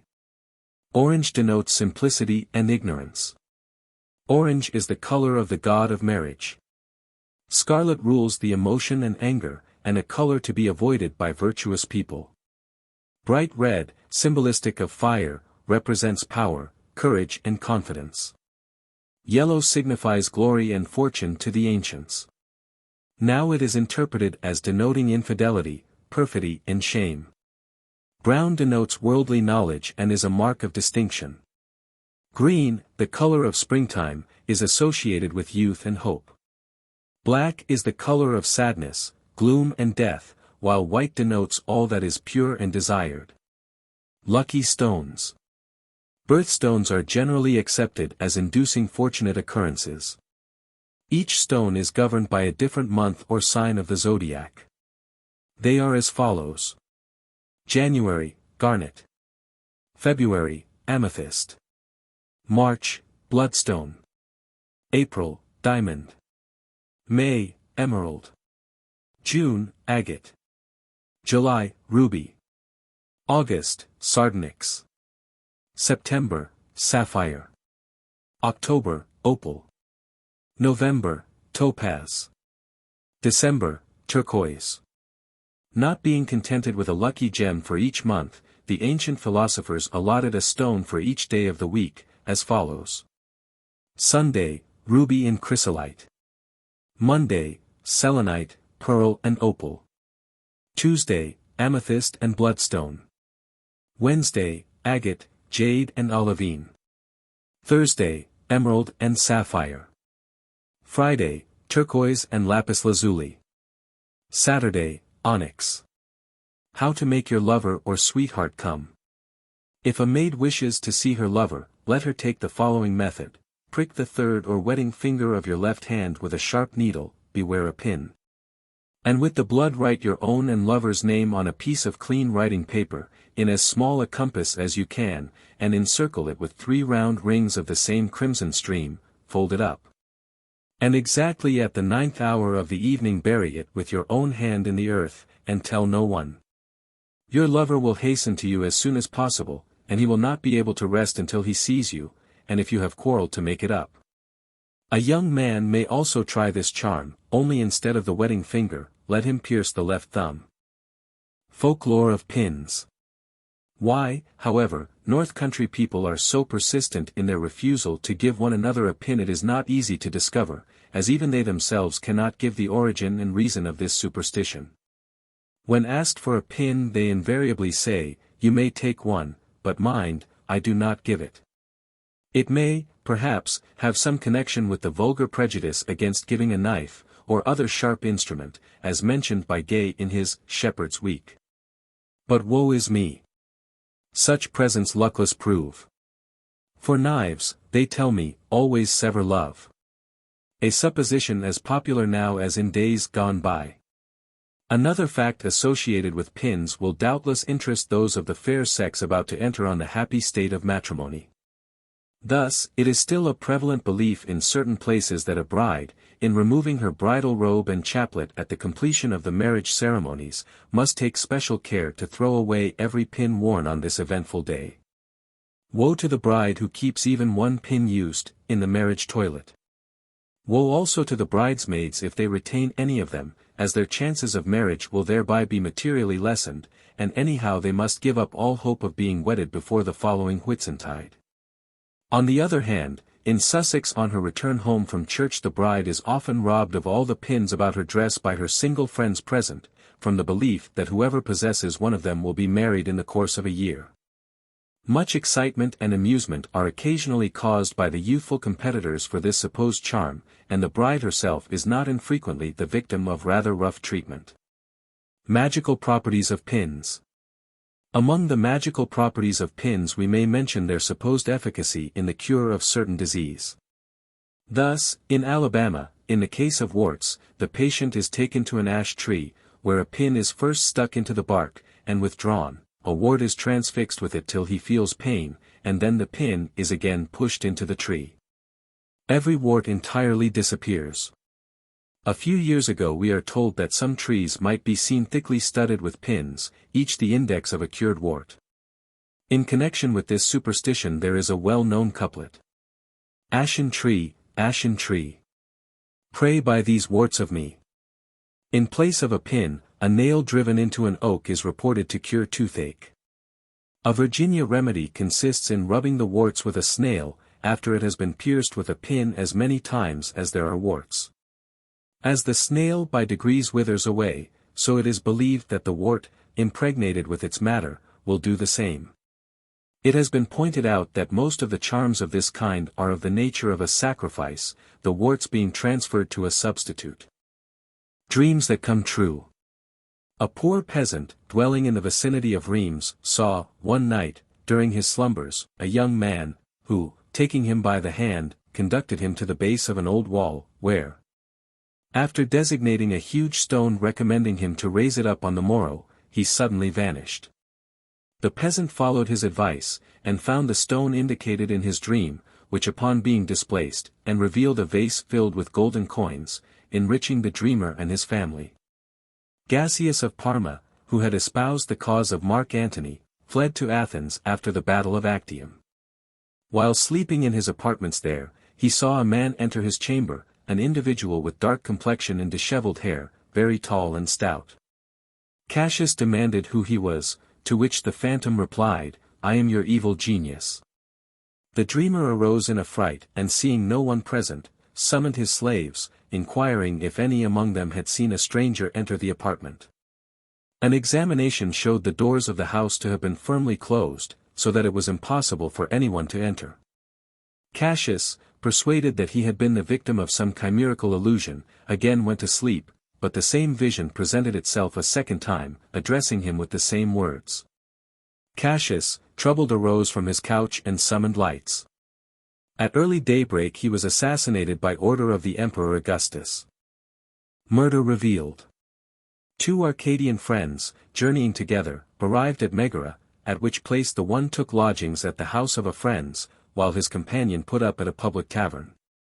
The traveller lodging at his friend's, was visited in a dream by his comrade, who supplicated him to come extricate him from a trap set for him by the innkeeper. He awoke suddenly, arose, dressed and hastened towards the tavern, when an afterthought compelled him to return, and he again undressed and went to sleep. Again his comrade presented himself, but this time covered with blood, and beseeching him to avenge his murder. The phantom informed his fellow traveller that he had been treacherously assassinated by the tavern keeper, and his body concealed beneath a dunghill outside the city gates. Terrified at this second apparition, the Arcadian hesitated no longer, but going to the place designated, he discovered his friend's corpse, and was therefore enabled to bring the murderer to justice. Lucky dreams.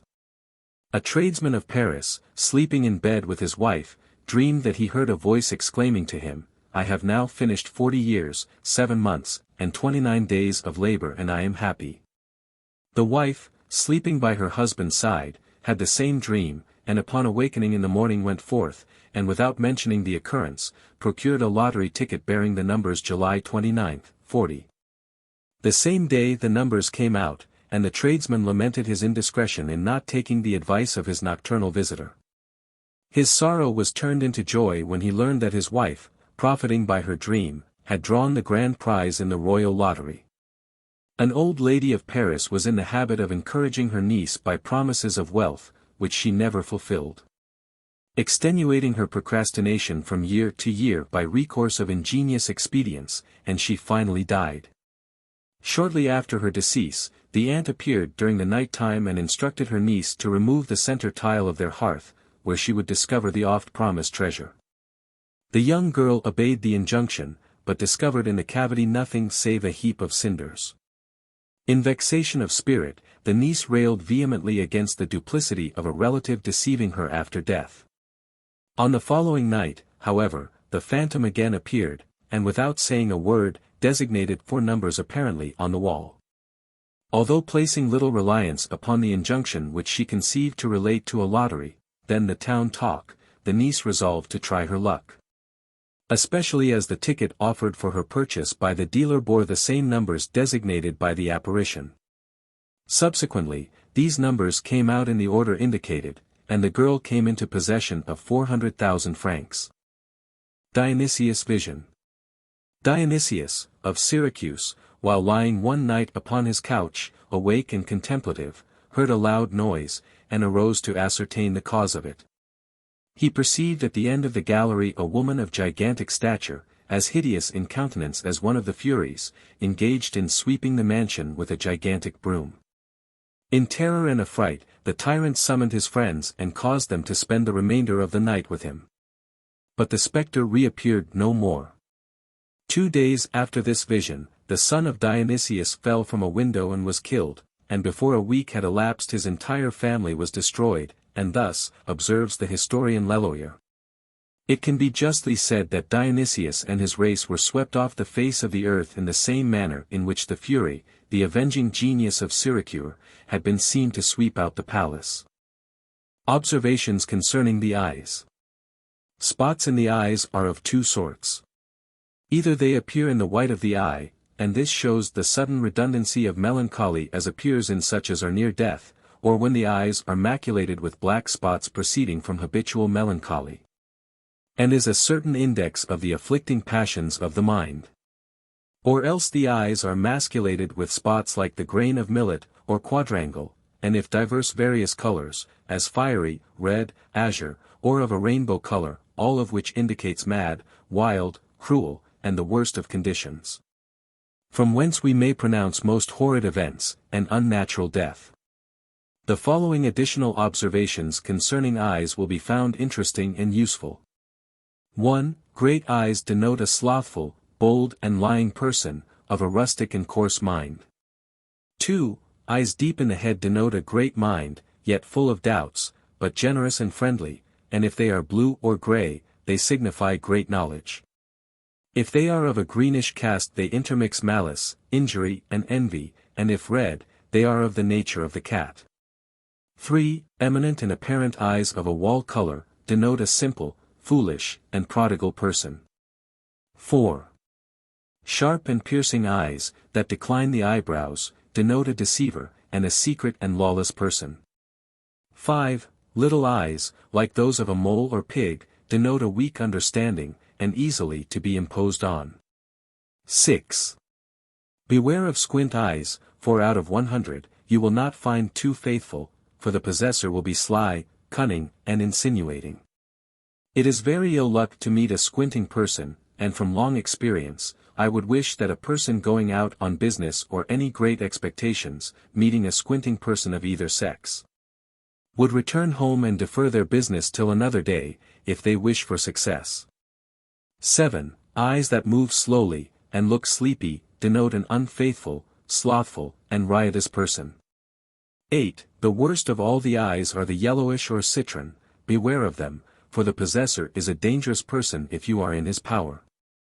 9. Beware also of them who, when they awake, twinkle their eyes, for they are double-minded. If it is a woman that does so with her left eye, trust her not as to the faithfulness of her love, and have an eye upon her actions. 10. A child who has a blue vein across her nose, between the eyes, is a general sign that it will not live long, but if it survives its infancy, it will be very passionate, and a great trouble to its family. But you seldom will find deceit where the eye looks with a modest confidence, not staring you out of countenance, nor averting as if detected of a crime. But when in business, love, or friendship, there appears a tender firmness, the consciousness of the integrity of the heart and conduct are thereby expressed. Signs taken from parts of the eyes. 1. The angle of the eyes over long, indicates malevolent condition. 2. The angles being short, show a laudable nature, if the angles near the nose are fleshy, they denote hot constitution and improbity. 3. The balls of the eyes are equal, declare justice, unequal, the contrary. 4. The circles in the eyes of various colors and dry, denote fraudulency and vanity, but moist, denote fortitude, prudence and eloquence. 5. The lower circle green, and the upper black, are sure signs of a deceiver, and fraudulent person.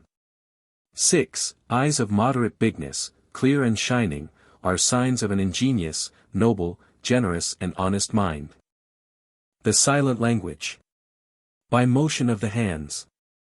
This art is performed by the 24 letters of the hand and fingers, which you must learn, and then you must spell the words you intend your friend should know. The letters are very easily learned, and as easily remembered. I have taught several persons in less than half an hour. You must understand that most of the letters are upon the left hand, and made with the fingers of your right hand upon your left hand, the forefinger of your right hand you point to every letter. But sometimes that and the two next fingers make several letters, as you will see. The vowels are very easy to remember, they being the tops or ends of your 5 fingers upon your left hand, and Y is the table or palm of your hand, thus. The end of the top of the thumb is A. The end of the forefinger is E. The end of the middle finger is I. The end of the ring finger is O. The end of the little finger is U. The table on the palm of the hand, Y. 1 finger on the left thumb, B. 2 fingers upon the left thumb, C. 3 fingers upon the left thumb, D. Your 2 fingers laid together, F. Thumb your fists together, G. Stroke the palm of both hands together, H. Your forefinger upon the left wrist, K. 1 finger on the back of the left hand, L. 3 fingers on the back of your left hand, M. 2 fingers on the back of the left hand, N. Clench your left hand, or fist, P. Clench your right hand, Q. Link your little fingers together, R. The backs of your hands together, S. The end of your forefinger to the middle joint of the other forefinger, T. 2 fingers upon the little finger of left hand. W. 2 forefingers across, X. Give 2 snaps with your fingers, Z. Practice it but a few times over, and you will soon be perfect. Several motions represent the likeness of the letters. As, 1 finger at the back of your hands is like I, 2 fingers like N, 3 is like M. The forefinger to the middle joint of the other forefinger is like T, 2 fingers across is like X. Likewise B, C, D, is very easily remembered. 1 finger on the left thumb is B, 2 fingers C, 3 fingers D. So the rest are soon learned, and as easy to remember. But you must always remember to give a snap with your finger between every word, that your friend may distinguish one word from another. If you are in company, and think someone in company understands you, that you would not have, it is easy for you to change the vowels to some other part of the hand, and then none but your friend that knows it can understand you. Suppose you would say to your mistress, when she is in a great company, Madam, I am your humble servant. Lay 3 fingers on the back of your hand. M. Put your finger to the end of your thumb. A. 3 fingers upon your left thumb, D. Your finger again to your thumb, A. 3 fingers again to back of your hand, M. And give snap with your fingers, for the sign the word is spelled.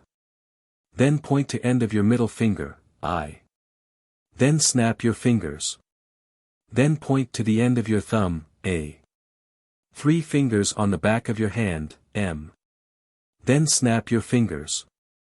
Then point to the palm of your left hand, Y. Then point to the end of your ring finger, O.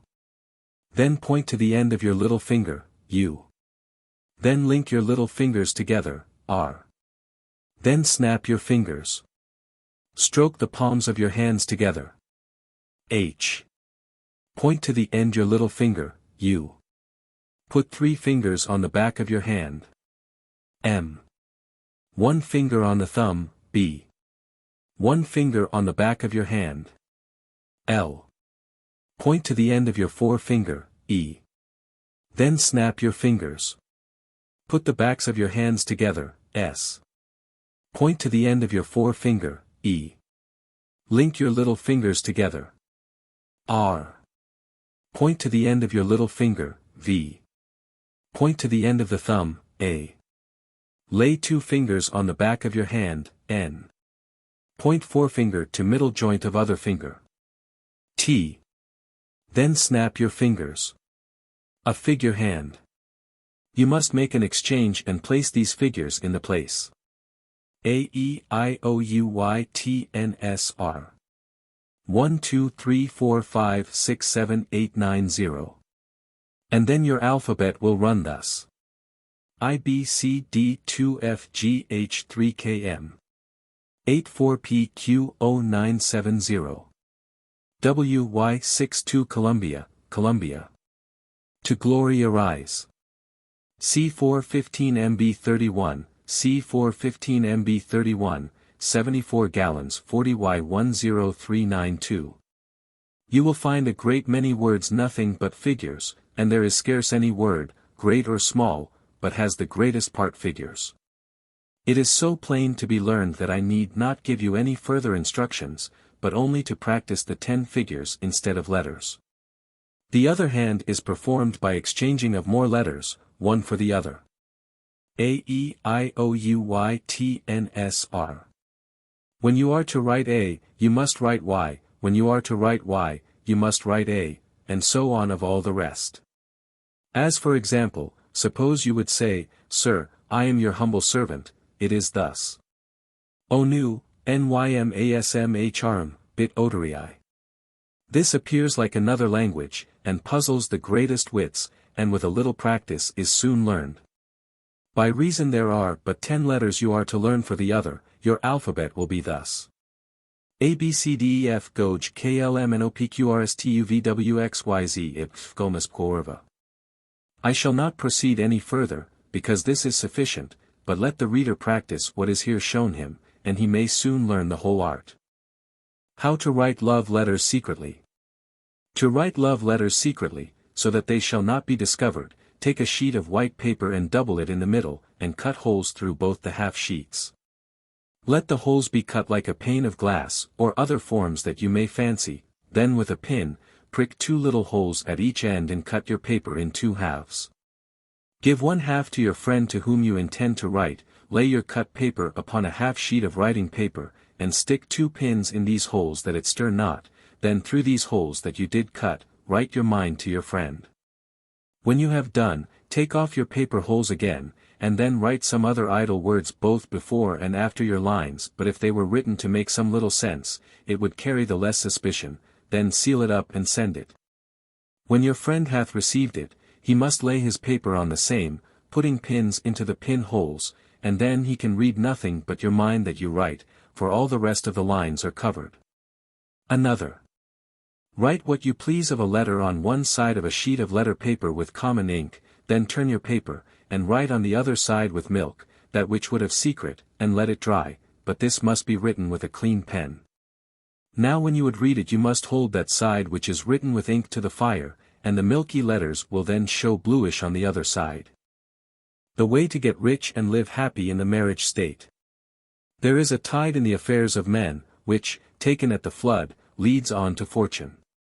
He that by the plough would thrive, himself must either hold or drive.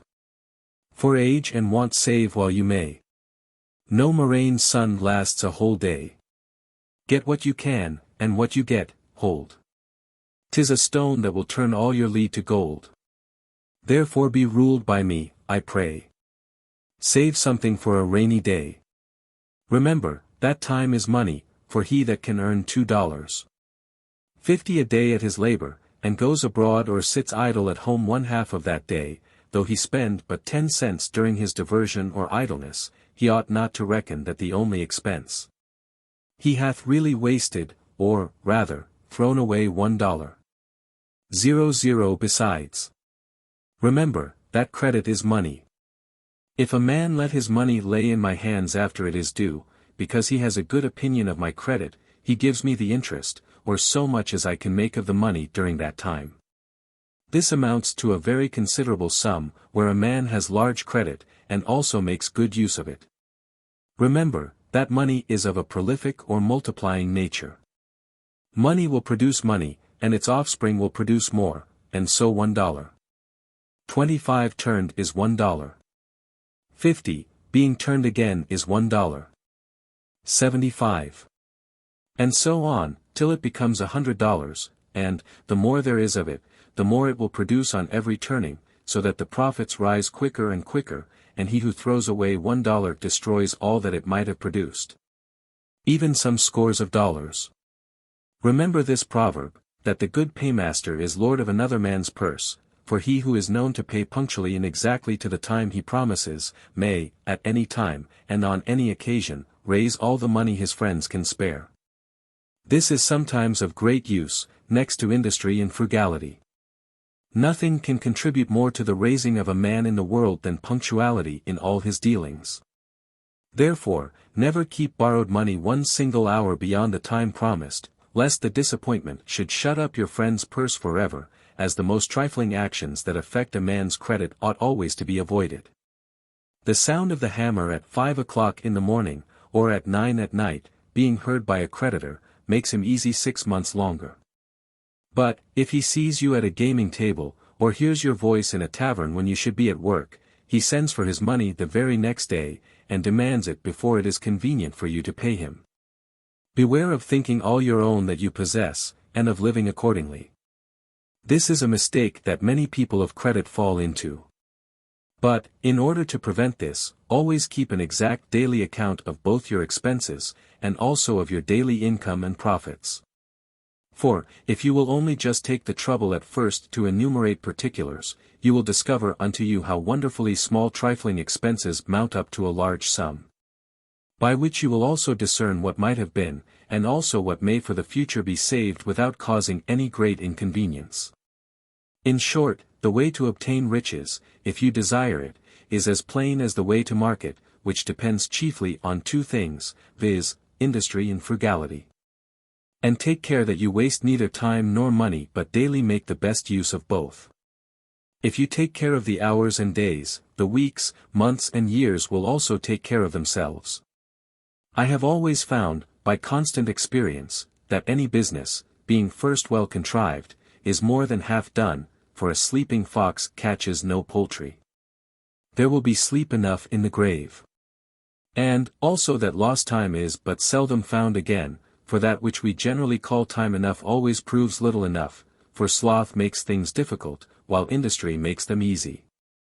He that rises late must trot hard all day, and shall scarce overtake his business at night, for laziness travels so slow that poverty soon overtakes him. Drive your business, but let not that drive you. For early to bed and early to rise is the way to become healthy, wealthy, and wise. Industry need not want, while he who lives on a vain hope will do fasting, for we find that there is nothing to be done or accomplished under the sun without labor. He that hath a trade hath an estate, and he that hath a profession hath an office and profit with honor, but then the trade must be worked at, and the profession well followed, or they will not enable you to pay rent and taxes. For, at the working man's house, hunger looks in, but dares not enter, for industry pays debts, while despair increases them. Diligence is the mother of good luck. As Solomon said, the diligent hand mocketh rich, while he that dealeth with a slack hand becometh poor, for God gives all things to industry. Then plough deep while sluggards sleep, and you shall have plenty, while others have reason to complain of hard times. Therefore, keep working while it is called today, for you know not how much you may be hindered tomorrow. And never that business to be done tomorrow which you can do today, for, since you are not sure of a single hour, throw not that away. How many are there who live daily by their wits, and who often break for want of a stock in hand, while industry gives comfort, plenty and respect. Keep your shop well and then your shop will keep you. For it sometimes happens that the eye of a master will do more work than both his hands, and more especially if his head be any reasonable length, for the want of care generally does more damage than the want of knowledge. If you do not watch your workmen, you may just as well leave them your purse open, for the trusting too much to the care of others has completely ruined many a man. Therefore, if you would be wealthy, think of being careful and saving. 4. Women, wine, game, and deceit. Make the wealth small and the wants great. Omens. Omens, as signs that may be good or bad, resemble dreams in this, that they bring before us signals that we ourselves do not seek, and convey warnings that are of much significance to those who can read them right. Value of omens. In olden days, when superstition had a strong hold upon the minds of men, the abuse of this branch of occultism led to much needless misery. But now that the clear light of science has scattered so many of the mists of mere superstition, we can set aside the more trivial accidents of life, which were looked upon with undue alarm, and cease to torment ourselves at every turn with groundless fears and nervous fancies, while we still believe that many secrets of nature have been solved to which we should give earnest heed. Thus, while we may avoid walking under a ladder as much because a brick dislodged from above may fall upon our head, as from any dread of bad luck to follow, we do not doubt that there are many omens of more serious import to which we should attend. Second sight. Foremost among such grave omens, and nearest to the kindred realm of dreams, is that indication of future events which comes by which is known as second sight. A few years before his death Dr. Johnson visited places in Scotland where evidences of this mysterious faculty were frequent, for the special purpose of inquiring into the subject. And the following extracts from his account of it are full of interest. Second sight, he says, is an impression made either by the mind upon the eye, or upon the eye by the mind, by which things distant or future are perceived and seen as if they were present. A man on a journey, far from home, falls from his horse, another, who is perhaps at work about the house, sees him bleeding on the ground, commonly with the landscape of the place where the accident befalls him. Another seer, driving home his cattle, or wandering in idleness, or musing in the sunshine, is suddenly surprised by the appearance of a bridal ceremony, or a funeral procession. Things distant are seen at the instant when they happen. The appearances have no dependence upon choice, they cannot be summoned, detained or recalled. The impression is sudden, and the effect often painful. I do not find it to be true that nothing is presented to the second sight but phantoms of evil. Good seems to have the same proportion in these visionary scenes as it has in real life. That they should often see death is to be expected, because death is frequent and important. According to Martin, an early writer on this subject, it is possible to some extent to classify these visions, and so to determine the time between the sight and the event. If an object was seen early in the morning, the event would take place in a few hours; if at noon, the same day; if at night, it would be fulfilled weeks, months, and sometimes years afterwards. The appearance of a shroud was a certain sign of death; if it was not drawn above the middle of the body, a delay of a year might be hoped for, but if it ascended high towards the head, the mortal hour was close at hand. The vision makes such a lively impression upon the seers, says Martin, that they neither see nor think of anything else as long as the vision continues. Their eyelids are uplifted, and their eyes are staring so long as the sight can be seen. Night omens. Many methods have long been in use for discovering what the future holds in store in matters of love and marriage.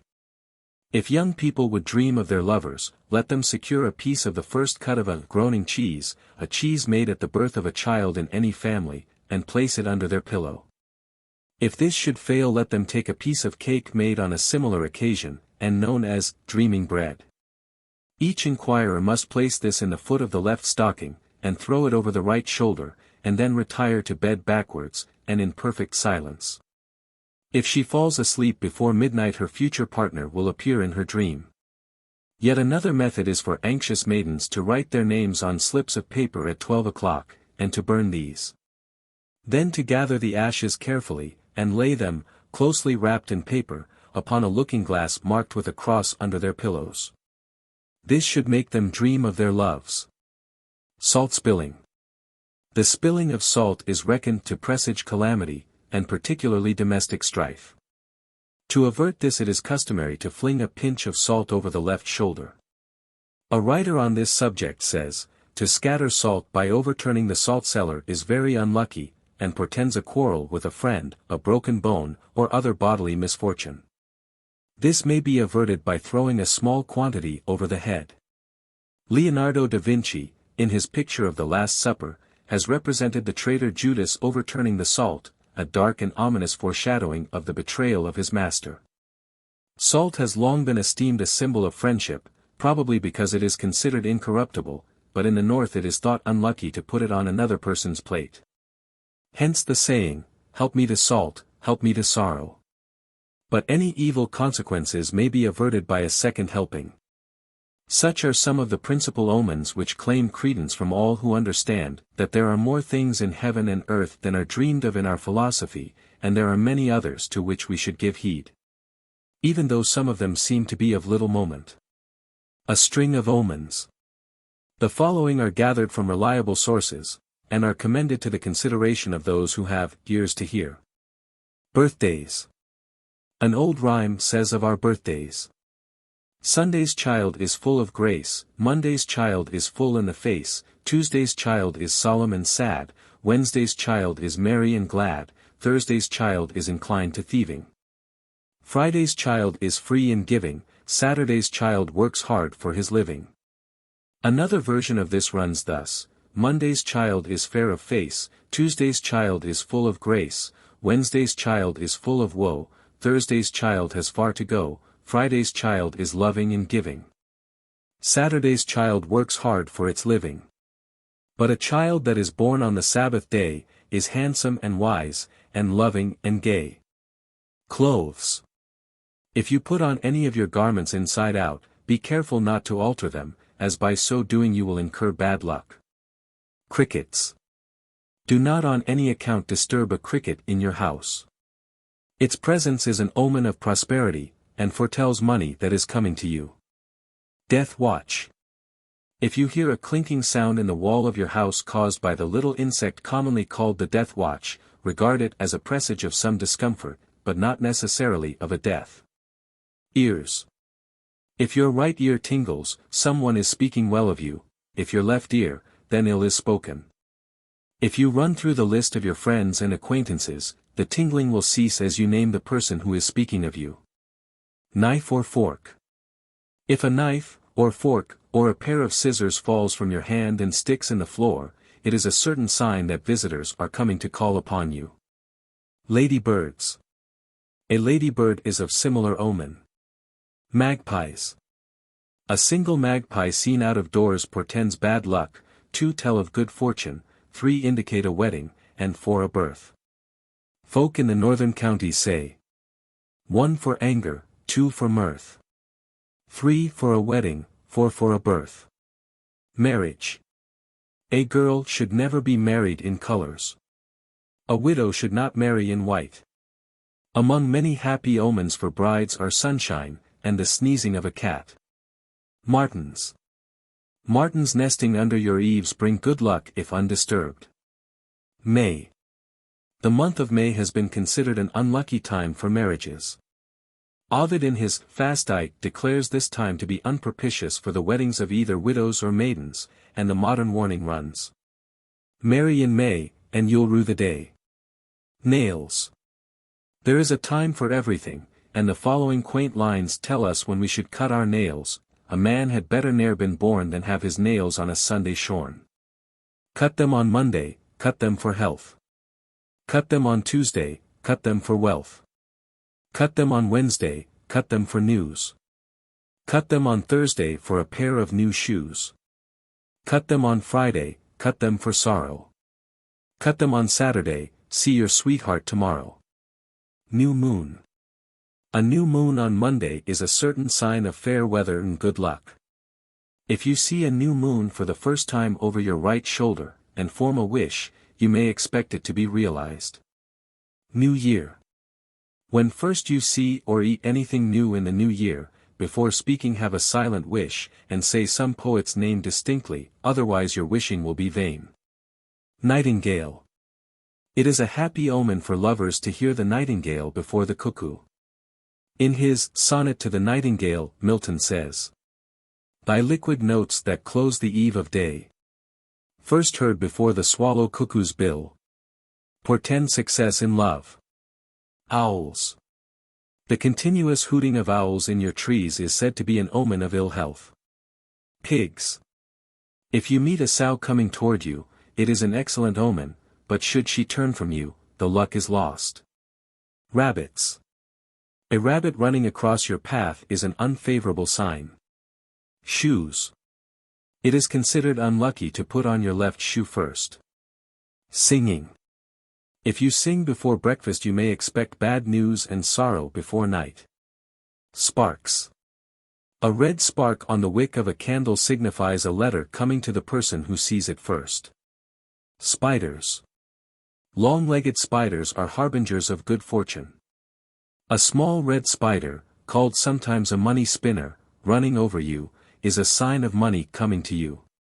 Do not in any way disturb it. Stars. If you see a shooting star, and are quick enough to form a wish before it has vanished, you may be sure that your desires will come to pass. Stones or pips. If you have a number of fruit stones or pips on your plate, think of a wish, and then count the stones. If they are even, the omen is favorable; if odd, it is the reverse. Throwing old shoes. The common custom of throwing an old shoe after a bride has a deeper meaning than the belief that it will bring good luck. It was originally the symbol of renunciation of authority over her by her father or guardian, and its transference to her husband. This evidence of a change of ownership is of very ancient date, and traces of it are to be found in the books of Ruth and Deuteronomy. Washing. If you wash your hands in the water which some other person has just used, you should first make the sign of the cross over the water. If you neglect this precaution there will be a quarrel between you. Weather and bees. Bees are weather-wise, and do not wander far from their hive if storms are at hand. How to be a spirit medium. The spirit circle is the assembling together of a given number of persons for the purpose of seeking communion with the spirits that have passed away from earth into the higher world of souls. The chief advantage of such an assembly is the mutual impartation and reception of the combined magnetisms of the assemblage. These in combination form a force stronger than that of an isolated subject. First enabling the spirits to commune with greater power, next, developing the latent gifts of mediumship in such members of the circle as are thus endowed. And, finally, promoting that harmonious and social spirit of fraternal intercourse which is one of the especial aims of the spirit's mission. The first conditions to be observed relate to the persons who compose the circle. These should be, as far as possible, of opposite temperaments, as positive and negative in disposition, whether male or female, also of moral characters, pure minds, and not marked by repulsive points of either physical or mental condition. The physical temperaments should contrast with each other, but no person suffering from a decidedly chronic disease, or of a very debilitated physique, should be present at any circle unless it is formed expressly for healing purposes. I would recommend that the number of the circle never be less than 3 nor more than 12. The use growing out of the association of differing temperaments is to form a battery on the principles of electricity or galvanism, composed of positive and negative elements, the sum of which should be unequal. No person of a very strongly positive temperament or disposition should be present, as any magnetic spheres emanating from the circle will overpower that of the spirits, who must always be positive to the circle in order to produce phenomena. It is not desirable to have more than 2 already well-developed mediums in a circle, as mediums always absorb the magnetism of the rest of the party. Hence, when there are too many present, the force, being divided, cannot operate successfully with any. Of temperature. Never let the apartment be overheated, or even close. As an unusual amount of magnetism is liberated at a circle, the room is always warmer than it is ordinarily, and should be well ventilated. Avoid strong light, which, by producing excessive motion in the atmosphere, disturbs the manifestations. A very subdued light is the most favorable for any manifestations of a magnetic character, especially for spiritual magnetism. Of the positions to be observed. If the circle is one which meets another periodically, and is composed of the same persons, let them occupy the same seats, unless changed under spiritual direction, and sit, as the most favorable of all positions, around a table. Their hands laid on it, with palms downward. It is believed that the wood, when charged, becomes a conductor, without the necessity of touching or holding hands. I should always suggest the propriety of employing a table as a conductor, especially as all tables in a household use are more or less magnetically charged already. If flowers and fruit are in the room, see that they are just freshly gathered, otherwise remove them. Also avoid sitting in a room with many minerals, metals, or glasses, as these all injuriously affect sensitives, of whom mediums are the type. I recommend the séance to be opened either with prayer or music, vocal or instrumental, after which subdued, quiet and harmonizing conversation is better than wearisome silence. But let the conversation be always directed toward the purpose of the gathering, and never sink into discussion, or rise to emphasis. Let it be gentle, quiet, and spiritual, until phenomena begin to be manifest. Always have a slate, or pen, pencil and paper on the table, so as not to be obliged to rise to procure them. Especially avoid all entering or leaving the room, moving about, irrelevant conversation or disturbances within or without the circle room, after the séance has been once commenced. The spirits are far more punctual to seasons, faithful to promise and periodical in action than mortals. Endeavor, then, to fix your circle at a convenient hour, when you will be least interrupted, and do not fail in your appointments. Do not admit unpunctual late-comers, nor, if possible, suffer the air of the room to be disturbed in any way after the sitting commences. Nothing but necessity, indisposition, or impressions, to be hereafter described, should warrant the least disturbance of the sitting, which should never exceed 2 hours, unless an extension of time be solicited of the spirits. Let the séance always extend to 1 hour, even if no results are obtained. It sometimes requires all that time for spirits to form their battery of the materials furnished. Let it be also remembered that all circles are experimental. Hence no one should be discouraged if phenomena are not produced after the first few sittings. Stay with the same circle for 6 sittings. If no phenomena are then produced, provided all the above conditions are observed, you may be sure you are not rightly assimilated to each other, you do not form the requisite combinations, or neutralize each other. In that case, break up, and let that circle of members meet with other persons, that is, change 1, 2, or 3 persons of your circle for others, and so on until you succeed. A well-developed test medium may sit without injury for any person of any description of character or temperament. But a circle sitting for mutual development should never admit persons addicted to bad habits, criminals, sensualists, strongly positive persons of any kind, whether rude, skeptical, violent-tempered, or dogmatical.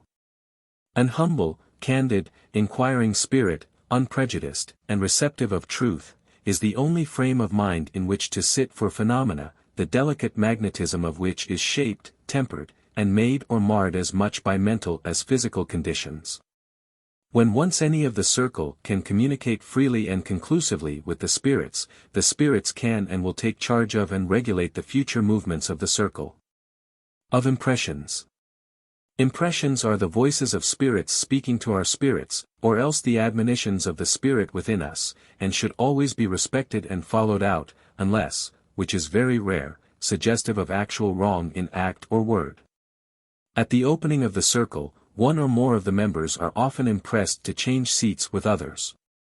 One or more impressed with the desire to withdraw, or a strong feeling of repulsion to some member of the circle, makes it painful to remain there. Let any or all of these impressions be faithfully regarded, and, at commencing, pledge to each other the promise that no offense shall be taken by following out impressions. If a strong impression to write, speak, sing, dance, or gesticulate possesses any mind present, follow it out faithfully. It has a meaning, if you cannot at first realize it. Never feel hurt in your own person, nor ridicule your neighbors, for any failure to express, or at first discover the meaning of the spirits impressing you. Spirit control is often deficient, and at first almost always imperfect. But by often yielding to it, your organism becomes more flexible, and the spirit more experienced, and practice in control is absolutely necessary for spirits as well as mortals. If dark and evil-disposed spirits manifest to you, never drive them away, but always strive to elevate them, and treat them as you would mortals under similar circumstances. Do not always attribute falsehoods to lying spirits or deceiving mediums. Many mistakes occur in the communion of which you cannot always be aware. Strive in truth, but rebuke error gently. And do not always attribute it to design, but rather to mistake in so difficult and so experimental a stage of the communion as mortals at present enjoy the spirits. Unless strictly charged by spirits to do otherwise, do not continue to hold sittings with the same parties for more than a 12-month. After that time, if not before, fresh elements of magnetism are absolutely essential. Some of the original circle should withdraw and others take their place. All persons are subject to spirit influence and spirit guidance and control, but not all can so externalize this power as to use it consciously or underscore be what is significantly called a medium. And finally, let it be remembered, that except in the case of trance speakers no medium can ever hope to exercise successfully his or her gift in a large or promiscuous assembly. While trance speakers, no less than mediums for any other gift, can never be influenced by spirits far beyond their own normal capacity in the matter of the intelligence rendered. The magnetism of the spirit and the spirit circle being but a quickening fire, which inspires the brain, stimulates the faculties, and, like a hothouse process on plants, forces in abnormal prominence dormant or latent powers of mind. But creates nothing. Even in the case of merely automatic speakers, writers, aping, tipping, and other forms of test mediums, the intelligence or idea of the spirit is always measurably shaped by the capacity idiosyncrasies of the medium. All spirit power is thus limited to expression by organism through which it works, and spirits may control, inspire, and influence the human mind, but do not change or recreate it. Secret method of mesmerism: how to hypnotize. The method used to bring about the hypnotic conditions consists essentially in an imitation of the process of ordinary sleep, by means of verbal suggestion. Thus we actually bring sleep into existence by acting upon the imagination through action and speech. The skill of the operator consists in making the subject believe he is going to sleep, that is all. It is not necessary that he should possess any peculiarity of temperament and voice, as has been supposed. In short, everything lies in the subject and not in the operator. Impress upon your subject the belief that what you say is about to happen, will happen, and you have paved the way to success. Give your subject to understand that you are perfectly competent to hypnotize him, and his imagination will do the rest. Assuming you are unable to get a person who has been under the influence before, I will ask you to secure a person, a stranger, who in your judgment would be easily influenced, not one of those stubborn, overconfident know-it-all people, but one who would be willing to obey your suggestions. The reason why some people are difficult to hypnotize is because they either consciously or unconsciously resist the operator's influence. They are not passive. Those between 15 and 20 years of age are more easily controlled. Having secured your subject, place him in a chair in a comfortable position, preferably with his back to the light. Before you commence to operate, it will be well to observe certain conditions. First, don't let anyone talk or laugh in the room while you are operating. Disturbing noises at the first tend to prevent hypnosis. They distract the attention, and thus interfere with the mental state for hypnosis. Later, when you have, as well as your subject, learned to concentrate your thoughts, noises are less disturbing.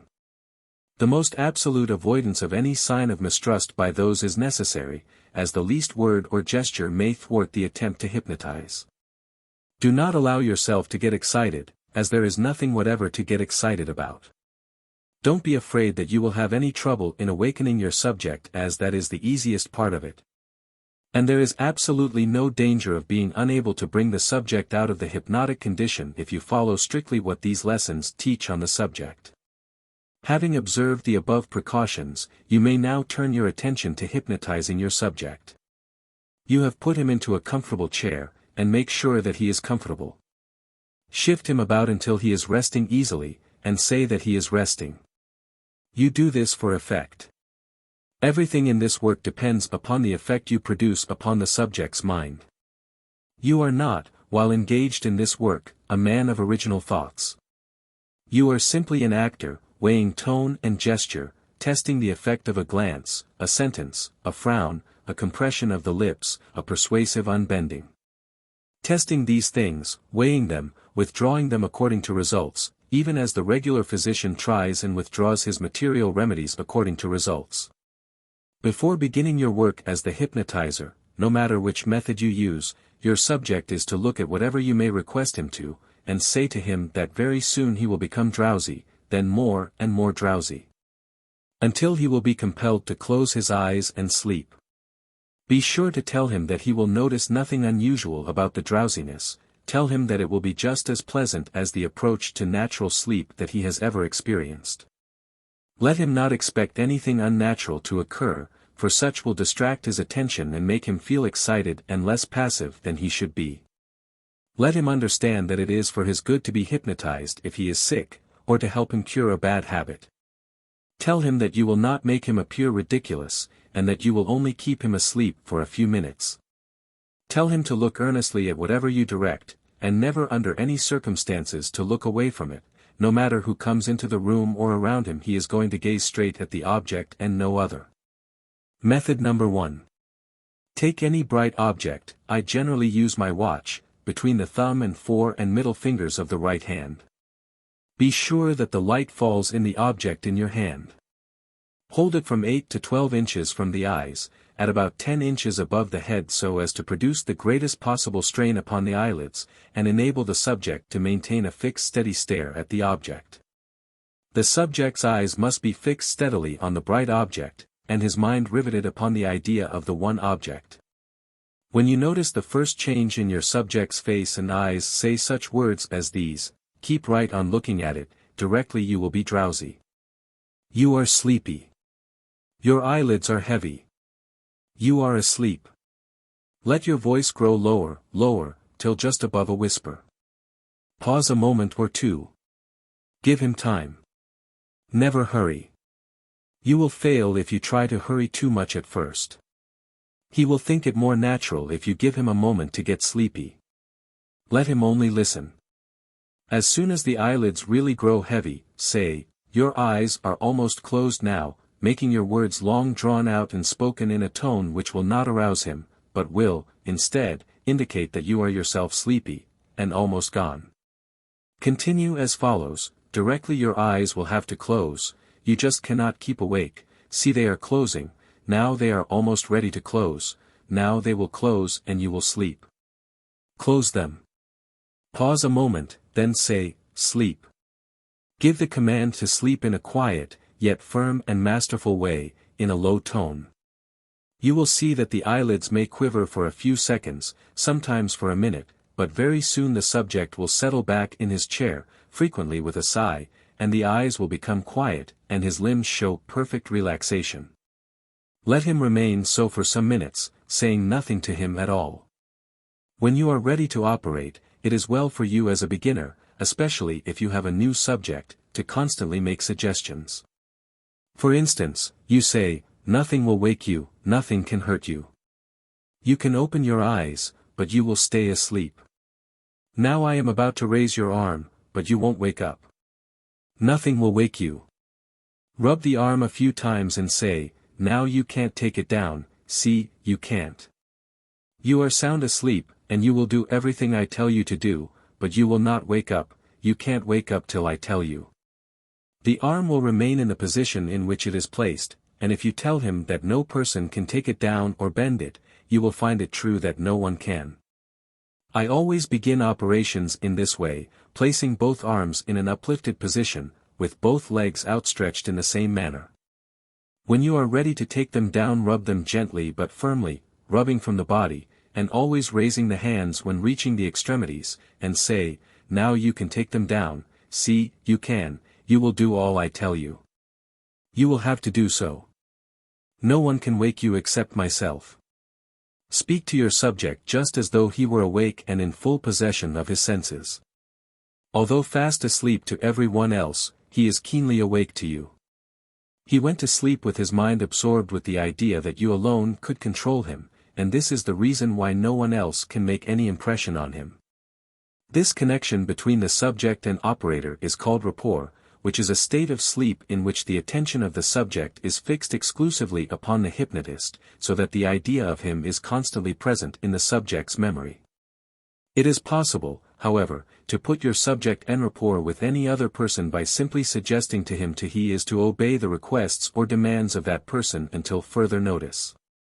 Method number 2. The subject reclines on a couch or easy chair, and you stand beside him. Hold the first 2 fingers of your right hand at a distance of about 12 inches from his eyes, at such an angle that his gaze shall be directed upwards in a strained manner. Direct him to look steadily at the tips of those fingers, and to make his mind as nearly blank as possible. After he has stared fixedly for about half a minute, his expression will undergo a change, a far-away look coming into his face. His pupils will contract and dilate several times, and his eyelids will twitch spasmodically. These signs indicate a commencement of the desired hypnotization. If the eyes do not close of themselves, shut them gently with your left hand, and say, "You are becoming sleepy, your eyes are very heavy, they are getting more and more heavy. My fingers seem quite indistinct to you." This when the pupils are observed to dilate or contract, a numbness is stealing over your limbs, you will be fast asleep in a few minutes, now sleep. This is a good method to use with children, and if they are hypnotized for any special reason, hold their right hand with your left while talking to them. Method number 3. Seat your subject if convenient in an ordinary chair, not an arm or rocking chair, with both feet flat upon the floor. Place his hands on his thighs with the palms down, the fingers pointed towards the knees. Then, standing 3 or 4 feet in front of him, request him to relax as much as possible, mentally and physically. Then say to him, "Look at one of my eyes," and draw his attention with the index finger of your right hand to the eye you wish him to look at. Lower your hand immediately to your side, and gaze directly and steadily into one of your subject's eyes until his pupil begins to dilate. This will require from 5 to 10 seconds. Then repeat slowly the following: close your eyes gently, arch your eyebrows. Now you will find it hard to open your eyes. Try. Alright, you may open them. Relax all tension in yourself when you say, alright. You must, of course, feel confident that you can hold his eyes closed for a few seconds. Your manner and tone should be such as to convince him that you can do so. As soon as you see that you have produced an impression, at once release your subject for a moment. This will prevent his forming adverse autosuggestions which might destroy the slight impressions already made. After a moment's rest, repeat the operation, saying again, look at one of my eyes. Close your eyes gently, and so on, just as before. From the moment you commence, keep up a stream of oral suggestions, and repeat the above over and over again until you are quite sure your subject is under your influence. How to perform the Davenport brothers' spirit mysteries. The manifestations of the Davenport brothers are produced in either a cabinet or a darkened room, and in no instance while the operators are in full view of the audience. In a darkened room their manifestations mostly consist of the thrumming, without music, of guitars, ringing, the bells, rattling of tambourines, etc. While at the same time the instruments are moved, as indicated by the sounds from them, with considerable rapidity about the room. The same sounds and movements also occur to a limited extent after the operators have been bound by a committee from the audience, the reintroduction of light disclosing them still in bonds as placed by the committee. They usually extricate themselves from the tying after the light is again extinguished, in less time than the committee occupied in binding them. During their entertainment they are also bound with ropes by what they assume to be a spirit power, without mortal assistance. To all appearance the tying done by the spirits is as methodical and secure as any that a mortal could do. Yet the very instant that darkness supervenes, after the knots have been examined by the committee, the musical instruments are sounded, and various manifestations made that could not possibly be accomplished without the use of hands. Immediately on the cessation of which light is produced, and that mediums are ascertained to be bound as they were before the extinction of the light. Sometimes, while he is thus situated, one of the mediums will have his coat removed from his body in a few seconds' time. A performance of the Davenports, which many spiritualists have asserted to be an indubitable evidence of the exercise of spirit power, is as follows: one of them sits with his right side to the table on which the instruments are lying. The other takes a seat beside, and at the left of the one at the table. An investigator sits in front of the mediums, and puts a hand on the head of each. And, reaching up, each medium puts his hands, in separate places, but close together, on an arm of the investigator. The light is extinguished, and sounds are made on the instruments, the latter being moved, and perhaps brought in contact with the investigator's head. That gentleman is not conscious of any change in the position of the mediums. Their hands seem to him to remain constantly clasped to his arms, in which position they are found to be when the light is again produced. The mysterious cabinet in which the Davenports give their public exhibitions is about 6 feet high, 6 feet wide, and 2.5 feet deep, the front consisting of 3 doors opening outward. In each end is a seat with holes through which the ropes can be passed in securing the performers. In the upper part of the middle door is a lozenge-shaped aperture, curtained on the inside with black muslin or oilcloth. The bolts are on the inside of the door. As preliminary to the manifestations, and in order that it may not be supposed that they are the operators, the mediums submit to being bound by a committee from the audience. The doors are then closed and bolted, it being necessary for the mortal manager to reach through the aperture to secure the middle door. A tremendous racket is soon made in the cabinet, the noise of the musical instruments being combined with a general wang-banging. And sometimes people in the audience think they can distinguish the sound of a cloven hoof kicking things around inside the structure which encloses the mediums.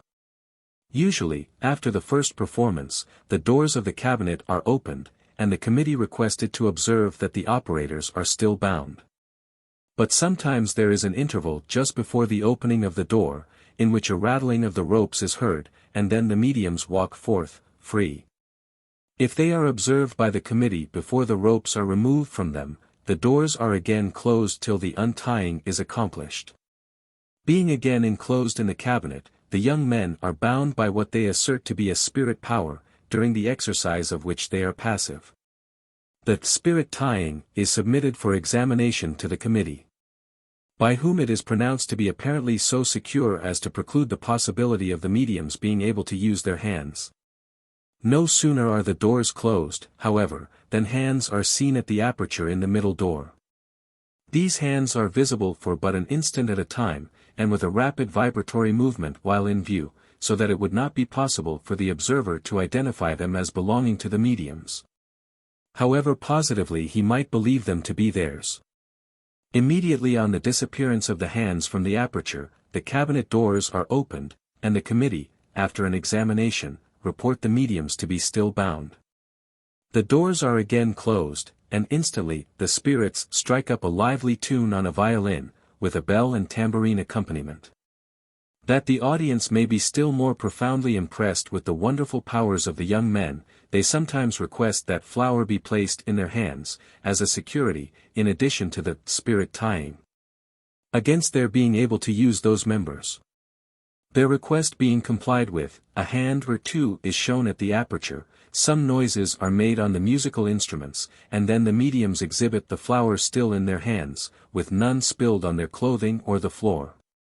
Sometimes they permit one of the committee to sit in the cabinet with them, for a short time, while they are bound, but he, too, must be bound, with his right hand secured to one medium's shoulder, and his left hand to the other medium's knees.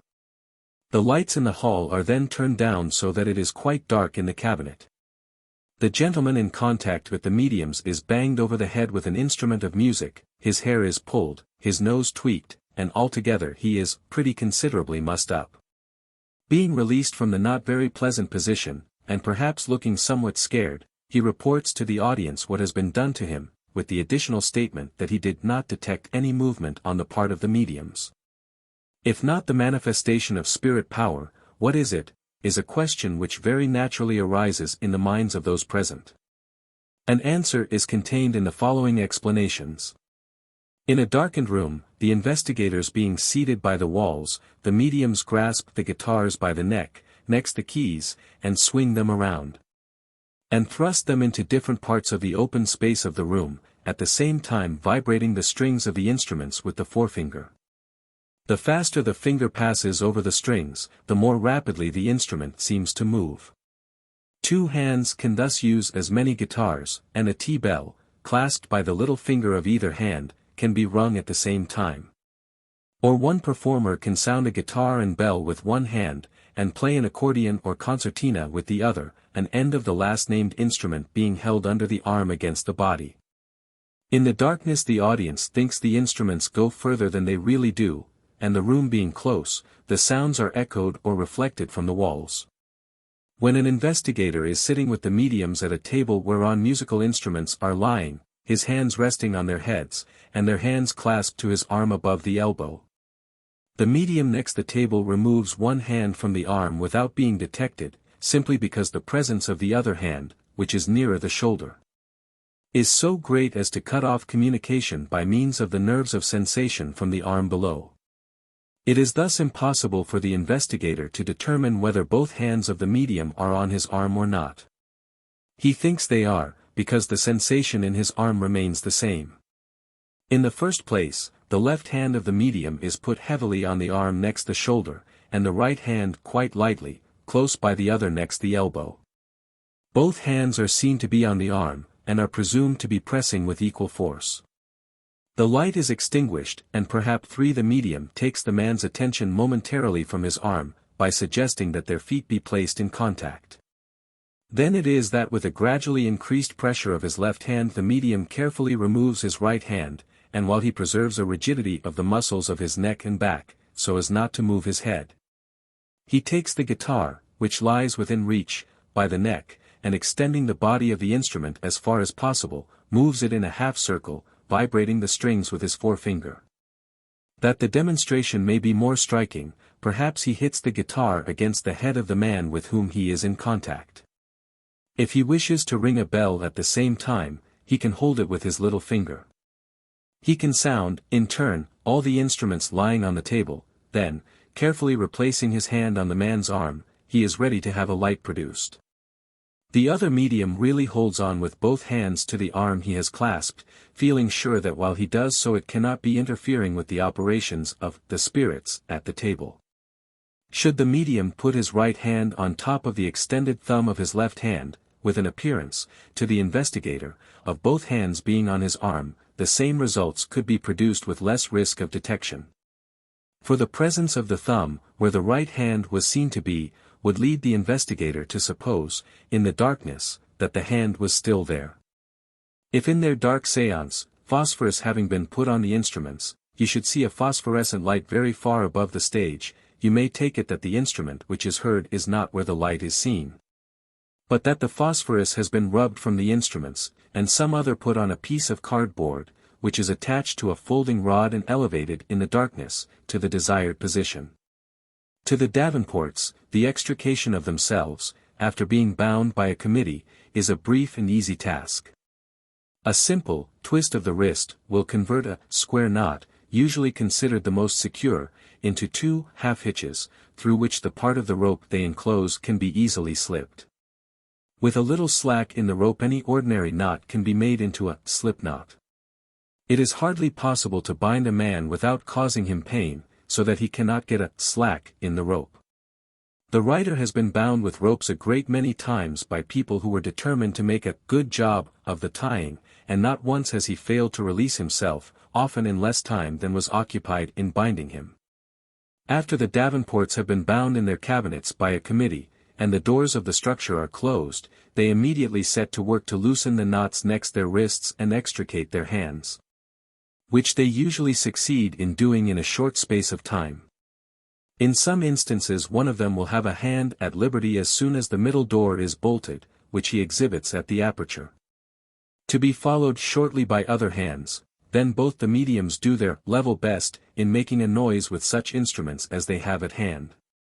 Speedily getting their hands back in the ropes and drawing the knots close to their wrists, they make some additional noise with 1 or 2 instruments which they had so placed as to be still within their reach, and then give a signal for the opening of the doors. The knots are examined by the committee and reported to be the same as they were. The doors are again closed and the operatives release themselves entirely from the ropes, untying every knot. Sometimes, after being tied by the committee, the mediums cannot readily extricate their hands and get them back as they were, in which case they do not have the doors open till all the knots are untied, it being a better policy for them to wait till the spirits have tied them before making a show of hands or torturing the musical instruments.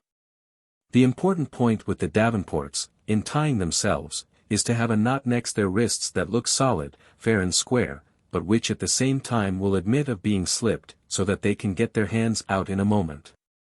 There are several ways in which such a knot can be formed, one of which is as follows: a square knot is loosely tied in the middle of a rope, then the ends of the rope are tucked through, in opposite directions, below the knot, and the latter is then drawn tight. There are then 2 loops, which are left just large enough for the passage of the hand through them. The ends of the rope are then put through the holes in the seat, and tied beneath, and also to the feet. Lastly the hand 3 are put through the loops, and the knot drawn close to the wrist, coming between the latter. No novice in tying would suspect from the appearance of such a knot, and without taking particular pains in tracing the direction of the rope in forming it, that it could be slipped. As the hands of the mediums when thus tied are at their backs, close to the end of the cabinet, the committee cannot have a very good opportunity to observe the most important knot. The doors next the ends of the cabinet are first closed by the manager, and as the mediums are then concealed from view of the audience, they strain open the loops and are ready to use their hands as soon as the middle door is closed, which one of them instantly bolts on the inside. Then their hands are thrust under the curtain, which hangs over the aperture in the door, and exhibited to the audience, but as before stated, the hands are exhibited but for an instant at a time, and with a vibratory motion of them. Otherwise they might be recognized as belonging to the mediums. To make the hands look large or small, they spread or press together the fingers. With that peculiar motion imparted to them, for hands at the aperture will appear to be half a dozen, or more, as two pennies, rubbed together between the balls of a person's thumbs, will present what appear to be the edges of three. A lady's flesh-colored kid glove, nicely stuffed with cotton, has sometimes been exhibited as the hand of a female spirit, a critical observation of it not being allowed. These mediums once exhibited what they doubtless supposed would look like the hand of a Negro, but it was of uniform blackness, palm and all. At one of their entertainments, when, in addition to the exhibition of spirit hands, a naked arm was protruded from the aperture, an old lady, who, on account of the dimness of her vision, was permitted to stand close by the cabinet, saw. Notwithstanding her defective sight, what made her exclaim, "Well, I declare. They must practice vaccination in the other world, for I see marks of it on that spirit arm." When the spirit arm was shown at another time, rope marks were seen on the wrist. It takes these mediums but a few seconds to get their hands back into loops, and draw the knot three close to their wrists, ready to be examined by the committee. In making the music, one medium holds the violin in the manner usual with most players of that instrument, and with the little finger of the bow hand he clasps a bell, which rings in time with the music. The other medium beats the tambourine on his head or knees with one hand, while his other hand is engaged in making a noise on something else.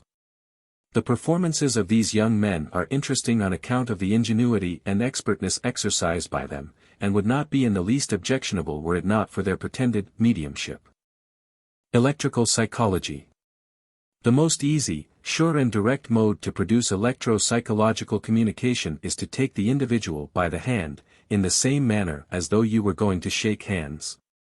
Press your thumb with moderate force upon the ulnar nerve, which spreads its branches to the ring and little finger. The pressure should be nearly an inch above the knuckle, and in range of the ring finger. Lay the ball of the thumb flat and particularly crosswise so as to cover the minute branches of this nerve of motion and sensation.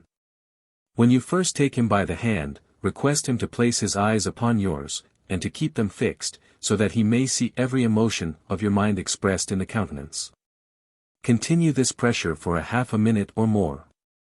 Then request him to close his eyes, and with your fingers gently brush downward several times over the eyelids, as though fastening them firmly together.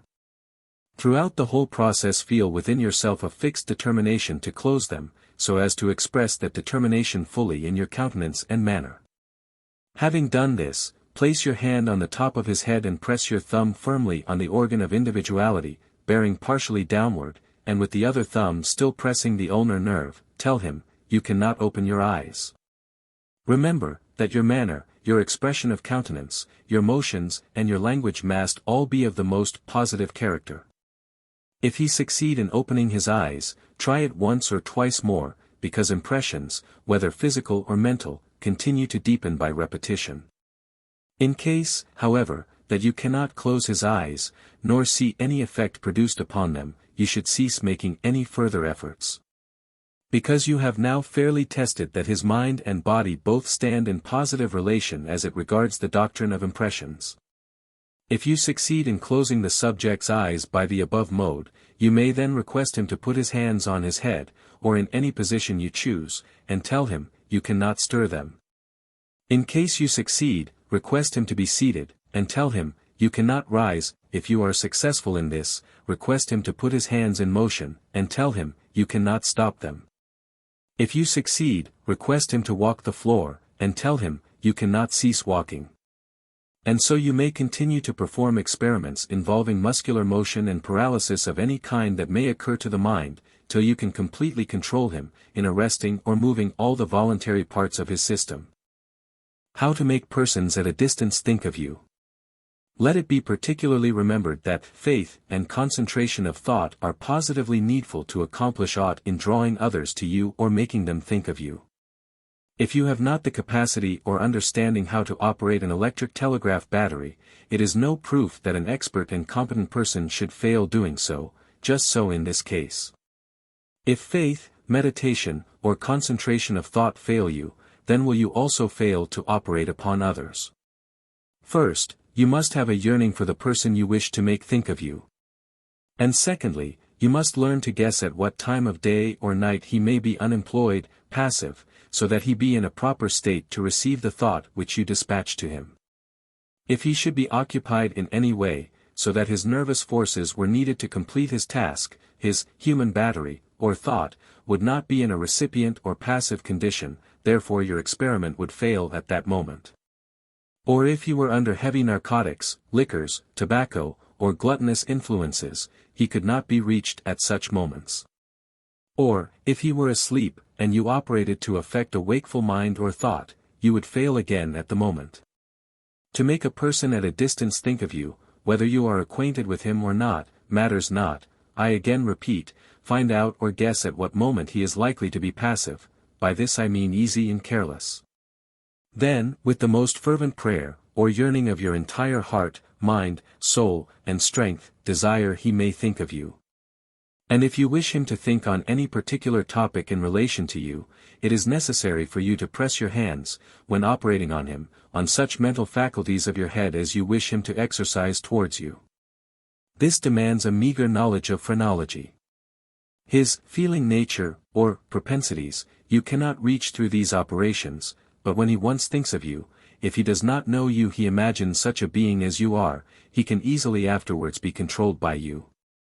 And he will feel disposed to go in the direction where you are, if circumstances permit, and he is his own master, for circumstances alter cases. I said you cannot reach his feeling dash, but only his thinking nature, truly, but after he thinks of you once, his feeling nature, or propensities, may become aroused through his own organization. In conclusion on this topic, let me say, that if you wish the person simply to think of you, one operation may answer, but on the contrary, if you wish him to meet you, or go where you are, all you have to do is to persevere in a lawful and Christian manner to operate, and I assure you, in the course of all natural things, that is if no accident or very unfavorable circumstances occur, he will make his way towards you. And when he comes within sight, or reaching distance of you, it will be easy to manage him. How to charm those whom you meet and love. When you desire to make anyone love you with whom you meet, although not personally acquainted with him, you can very readily reach him and make his acquaintance. If you observe the foregoing instructions, in addition to the following directions. Suppose you see him coming towards you in an unoccupied mood, or he is recklessly, or passively walking past you.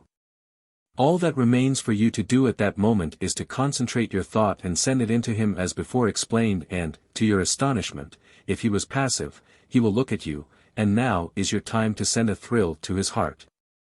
By looking him carelessly, though determinedly, into his eyes, and praying with all your heart, mind, soul and strength, that he may read your thought, and receive your true love, which God designs we should bear one another. This accomplished, and you need not and must not wait for a cold-hearted, fashionable, and popular Christian introduction, neither should you hastily run into his arms, but continue operating in this psychological manner. Not losing any convenient opportunity to meet him at an appropriate place, when an unembarrassed exchange of words will open the door, to the one so magnetized. At this interview, unless prudence sanction it, do not shake hands, but let your manners and loving eyes speak with Christian charity and ease, wherever, or whenever you meet again, at the first opportunity grasp his hand, in an earnest, sincere, and affectionate manner, observing at the same time, the following important directions, viz. As you take his bare hand in yours, press your thumb gently, though firmly between the bones of the thumb and forefinger of his hand, and at the very instant when you press thus on the blood vessels, which you can before ascertain to pulsate. Look him earnestly and lovingly, though not pertly nor fiercely, into his eyes, and send all your heart's, mind's, and soul's strength into his organization, and he will be your friend, and if you find him not to be congenial, you have him in your power, and by carefully guarding against evil influences, you can reform him to suit your own purified, Christian, and loving taste. Writing on the arm. The conjurer's explanation was a great lesson in spiritualism. I next asked him to elucidate the trick of writing on the arm. On the occasion of my visit to Mr. Forster, when the raps indicated the second pellet, he required that spirit present to write the initials on his bare arm. Mr. Forster placed his arm under the table for a moment, then rested it in front of a lamp burning on the table, and quickly rolled up the sleeve of his coat. The stun was without stain or mark. He passed his hand over it once or twice, and the initials of the names I had written on the second pellet seemed to grow on the arm in letters of crimson. "It's a trick I do every night. It goes with the audience like steam," said the conjurer. "Very simple. Well, suppose a name. What name would you like?" "Henry Clay," I replied. Down went the conjurer's arm under the table. In a few seconds he raised it and exposed the bare forearm without mark upon it. He doubled up his fist tightly so as to bring the muscles of the arm to the surface, and rubbed the skin smartly with his open hand. The letters H.C. soon appeared upon it in well-defined writing of a deep red color. "There you have it, gentlemen, that's the blood-red writing. Very simple. All you have to do is to take a lucifer match, and write on your arm with the wrong end of it. If you moisten the skin with a little salt water first, all the better. Then with the palm of the other hand, rub your arm with it. Send up the muscles and the blood-red writing will come out. It will fade away in less than no time. If you look under the table, you will see that I have a little piece of pointed wood. I can move my arm under that and write the letters without using the other hand. But that's a trick which wants practice." The end.